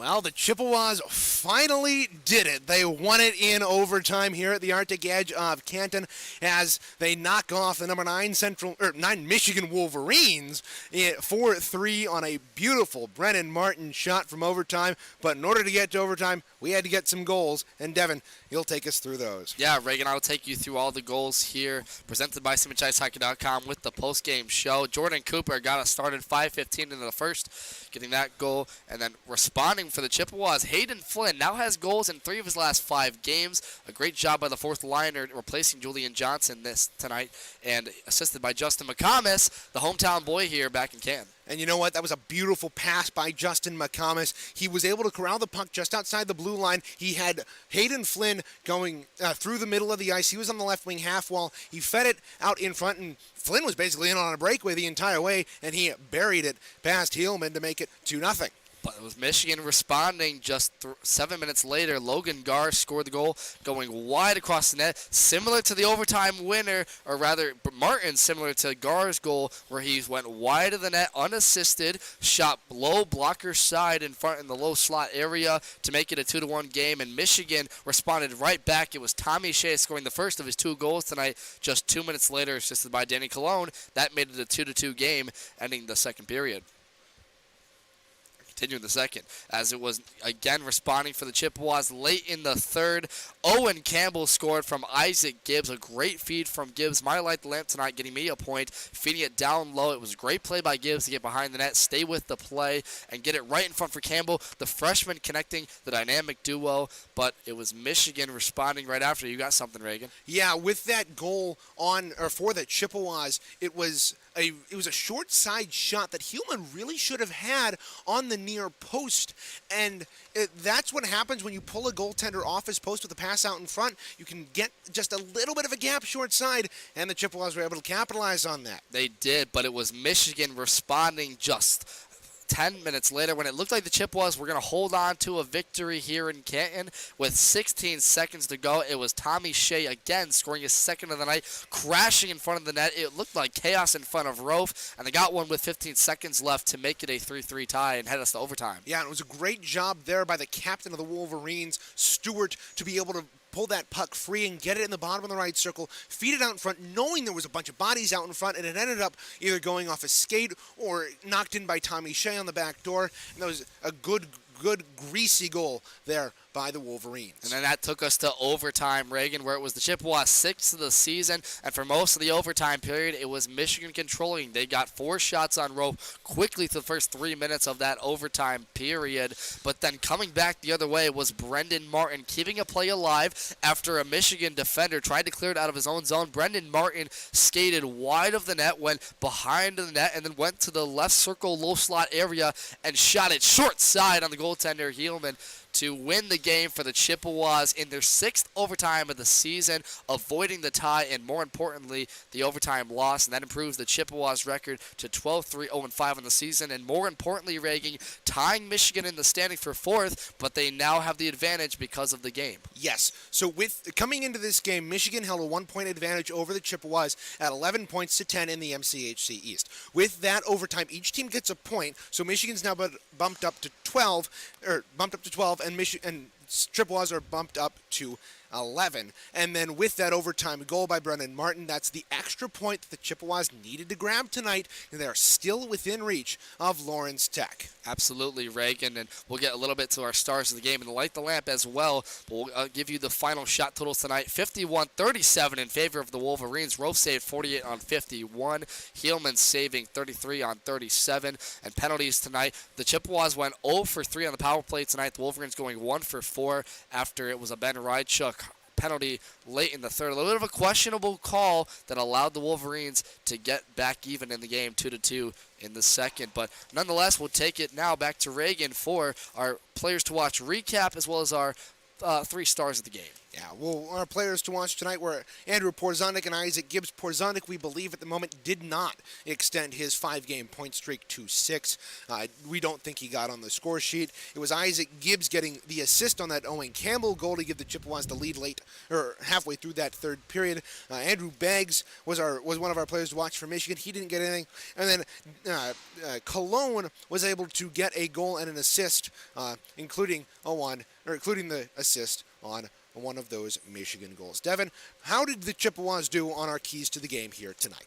Well, Reagan, the first one I had on the night was the Chippewas needed to get on the board quick, and they did just that 5:15 into the game. Jordan Cooper scored that one, and you talk about a Chippewa team that struggled to score first all season long. They finally did it tonight, and it allowed them to pick up the momentum. They scored 2 goals on 2 shots, Reagan, and that's really important because that really set the tone for the entire game. Had those 2 goals not happened, Michigan might have gained some momentum, went up 1-2 goals early in the period, and it would have had the Chippewas scrambling, but it allowed them to get a little bit of a cushion, get comfortable when they weren't playing their best hockey, and that took you to the next point. They were crashing my second key was crashing the net, try to create chaos in front of the goaltender. The Chippewas struggled to do that a lot of the night as it was mostly Michigan taking the offensive chances, and they were doing a great job of creating time and space, allowing them to get shots on Rove, who came up big for the Chippewas all night.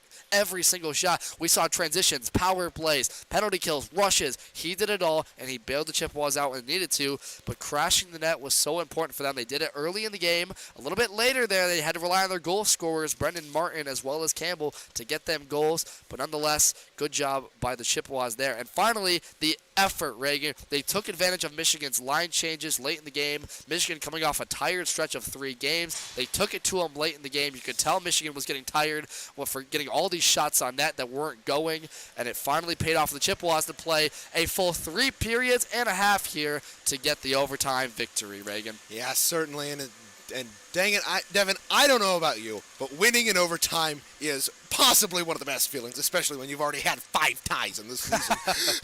Taking a look now at our 3 stars of the game.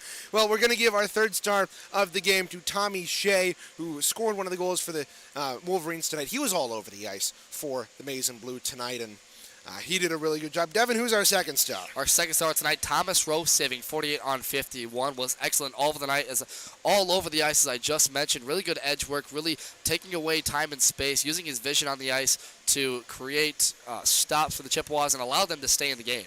Yeah, and our 1st star of the night, well, when it's an overtime game and there's an overtime winner, it is pretty darn hard not to give it to the guy who scored it. And with Brendan Martin, that's his 7th of the campaign, finishing the game tonight for the Chippewas in stellar fashion and giving me my 1st overtime winner as a broadcaster for the team that I'm broadcasting for. So, hey, Brendan, nice job tonight, and thank you for that experience. Taking a look ahead on the schedule for the Chippewas, they've got a day of rest coming up tomorrow, but they're right back in it with a 3-3 starting on Thursday against Michigan. Back at Martin Ice Arena, 8:30 puck drop. We will have a special broadcast, Devin, with Moorehall TV. That we will, Reagan, and that's going to be our biggest telethon yet. That game will be set at Martin Ice Arena, and we will have all coverage beginning there before puck drop, starting at roughly 4:05 p.m. Eastern time for a 4:30 scheduled puck drop, I believe. We're waiting on the tentative time for that puck drop, Reagan. It's an 8:30. I think 4's. Yes. The 4 o'clock game is against Lawrence Tech on Friday. You are right. That is the Lawrence Tech game. My apologies. So 8:05 p.m. Eastern coverage will start for you. We'll have that all live on the CCHN YouTube channel. And make sure to tune into that game as me and Reagan Cleaves call the 2nd game of that weekend series and the beginning of a 3-day span of games for the Chippewas. Reagan, do you want to get to our light the lamps real quick before we get out of here? Before we get to that, Michigan, even more importantly, has another game tomorrow before the game on Thursday. They fall to 10-7, 2-2 on the campaign. They will take on Adrian, a team they played on Sunday. So they're cramming in their MCHC opponents here late. They will take on Adrian here at Arctic Edge tomorrow at 8:50 p.m. Taking a look at Light the Lamp. I didn't get anything with Jacob St. Andre. Porzonic didn't allow anything didn't get anything for Joe. Tristan picked Justin McComas, who did get an assist here back at his home rink, and then Isaac Gibbs was Devin's pick, and he also got a assist. Taking one last look at the out-of-town scoreboard, the Grand Rapids Griffins play Iowa Wild here this weekend on a Thursday-Friday set, both in Des Moines. The Spirit tomorrow take on the London Knights at 7:05, and the Detroit Red Wings take on the Flyers as well tomorrow. A special thanks to all the folks who made this broadcast possible, including the staff here at Arctic Edge of Canton. Thank you very much for them for providing us this table, and also a pretty darn good vantage point here from center ice. That'll do it for our coverage of tonight's contest. However, we will be back on Thursday in partnership with MHTV when the Chippewas finish their series with the Wolverines. Until then, this is Reagan Cleaves for Devin Sarah saying so long from Arctic Edge Ice Arena in Canton, Michigan, as the Central Michigan Chippewas knock off the Michigan Wolverines in overtime by a score of 4-3. Thanks for listening and have a wonderful night, everybody.